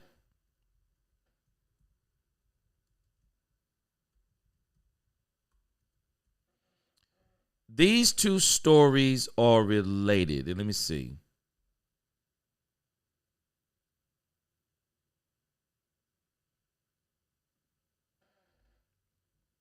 Okay, I think these 2 stories are related. Let me make sure. At least I think they're related. Let's see.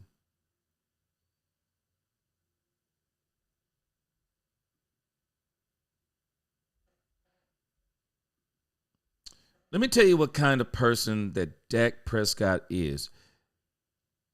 Dak Prescott does some things that is very interesting that people really need to pay attention to what kind of guy this that Dak Prescott is.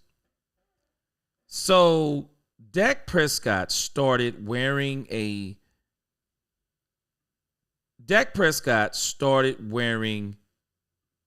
hat that looks like this. Do y'all remember when Dak was wearing this hat? This is a bad photo, but I'm going to pull up something and see if I can find something better. But do y'all remember when Dak was wearing the upside down Dallas hats? And these became real big.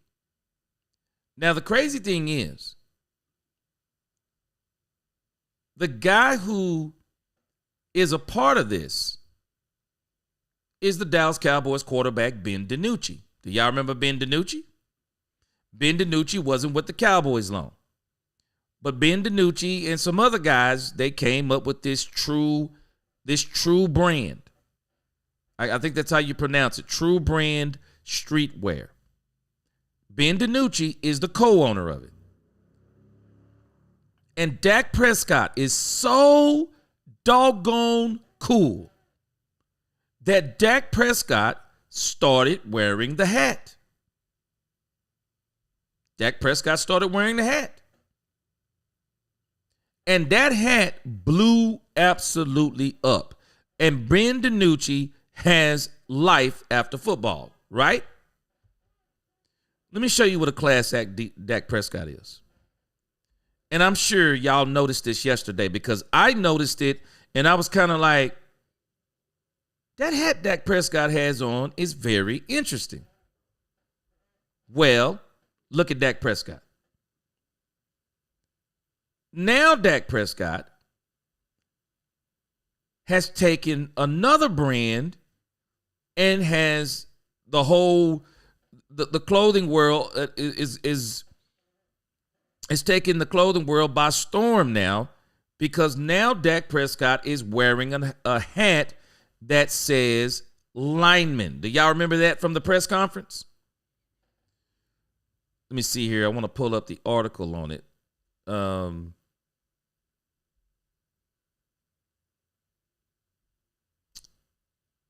Dak Prescott praised for his classy move. Let's look at this.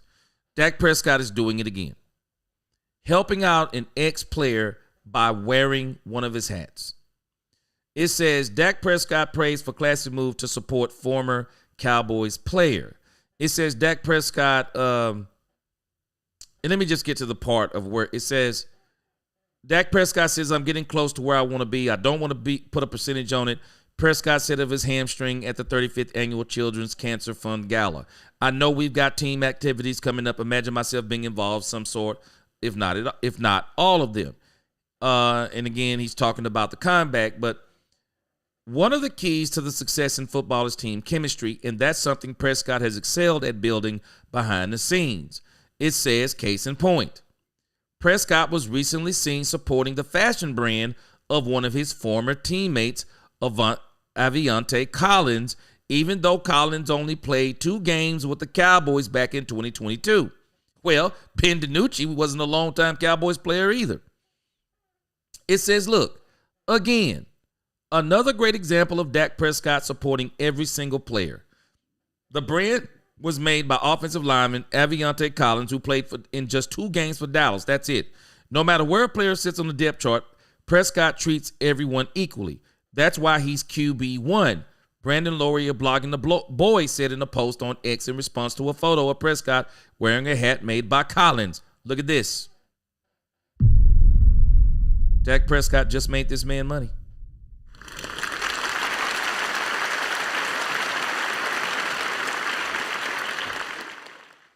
Dak Prescott just made this man money. I thought the hat, when I saw it, I was like, man, that's a pretty dope hat. And then I was thinking, I was like, okay, maybe, I just thought it was some brand, some random brand. I'm just kind of like, okay, Dak Prescott is wearing the lineman hat because he's just kind of showing support for, Tyron Smith. That's kind of what my thought process was. He was showing his support. And here he is, he's showing support for a former player and lineman too, but also for a former player. Man, this is Dak Prescott stuff all day long. Man, this dude is classy, man. Dak Prescott is a classy quarterback. And Dak Prescott is one of these quarterbacks for the Dallas Cowboys. Man, I want to see this dude win so bad. I want to see this dude win so bad. I do. I want to see him win so bad because you know he wants to win bad. You know he's a team guy. You know he wants the team to win. I mean, you just want to see. I don't know about other people, but I just want to see a guy like this be successful. When Dak Prescott put on that hat for Ben DiNucci and the co-owner of True Brand, he changed their life. Everybody was buying those hats. Now he's about to change Aviante Collins' life because he wore that hat, and you're going to see people wearing that hat. I'm telling you. Dak Prescott's a classy guy, man. Man. I appreciate y'all tonight. Boy, y'all been a great chat as usual. Appreciate everything y'all contribute, man. Chanel, boy, what has been going on, man? What is going on? Boy, you in here late, man. You got to get in here early tomorrow, man. You have definitely got to get in here tomorrow early, my brother. Always good to see you contributing in the chat, man. You be dropping some major bombs up in that piece. Appreciate you. He said, Dak, what a real leader looks like. Yes, sir. Yes, sir, man. Every single time. Y'all make sure y'all hit that like button. Appreciate y'all rocking with me tonight. Man, it's building up, guys. Oh, the flu. All right, man. Praying for you. Looks like you better, so you back at it. So it looks like you're getting better. Yes, sir. Jim Van Meter. Boy, you just said it. I want to see Dak Prescott wearing that Super Bowl hat. Yes, sir. Me too. Blue Star said, Dak Prescott, these so-called fans say, these folks don't appreciate him for nothing. He said, and it is sickening. He says, Dak delusional. How about them beat Seattle and Dallas or Tampa Bay? Hey, man, it's all good, Blue Star. Dak's career isn't over, and we're going to get the last laugh. Dana Jett, he said, I'm going to be very mad if we don't get a running back because the ones we have are bubs. No better than Zeke. Dana Jett, don't you worry. I'm not going to be surprised if the Cowboys get 2 running backs, but they will get a running back, and it will be in the second round, and it will be in the second round because I do think wide receiver will be the first. It's going to be a great draft for the Cowboys. Hey, Daniel, you know we having a draft party next Thursday, my brother. No doubt about it.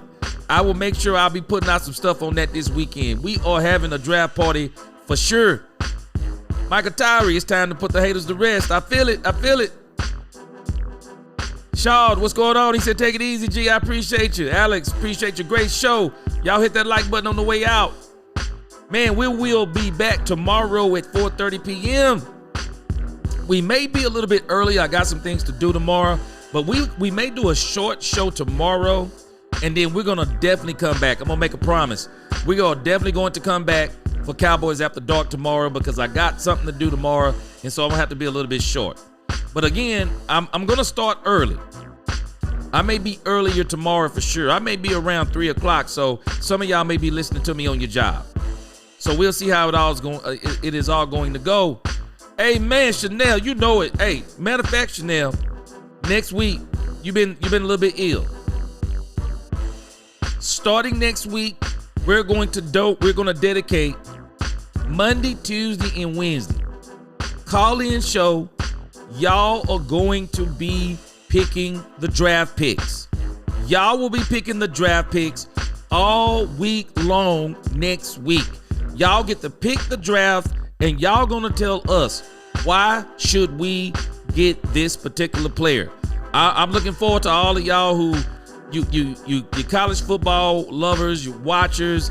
Some of y'all, man, your football knowledge is incredible. So I am absolutely looking forward to all of y'all calling in, or I shouldn't say all of y'all. We're not gonna be able to get everybody in, but I'm looking forward to some calls next week, and y'all are going to be picking the picks. And for sure, we will be doing the draft show on draft day, and there will be plenty of calling in. And I'm looking forward to hearing from all of y'all, especially you, Chanel. You be dropping some of them bombs on us, so I'll be glad to hear your truth in person. Again, yes sir, Chanel. He said he want to be in line with me. Yes sir. I'm telling you, it's gonna be on, man. Eddie Lowe, appreciate y'all. Blue Star, appreciate you. Put out the flyers on the draft party, boss man. I will do. Robert M, appreciate you the support, man. You and Hallelujah. Yes sir. Good Friday show. We gonna do it tomorrow. And again, Sly Romo. Give Dak a proper running game and he will be brilliant. Less pressure on him. Go Cowboys. Last word. Hit that like button on the way out. Peace.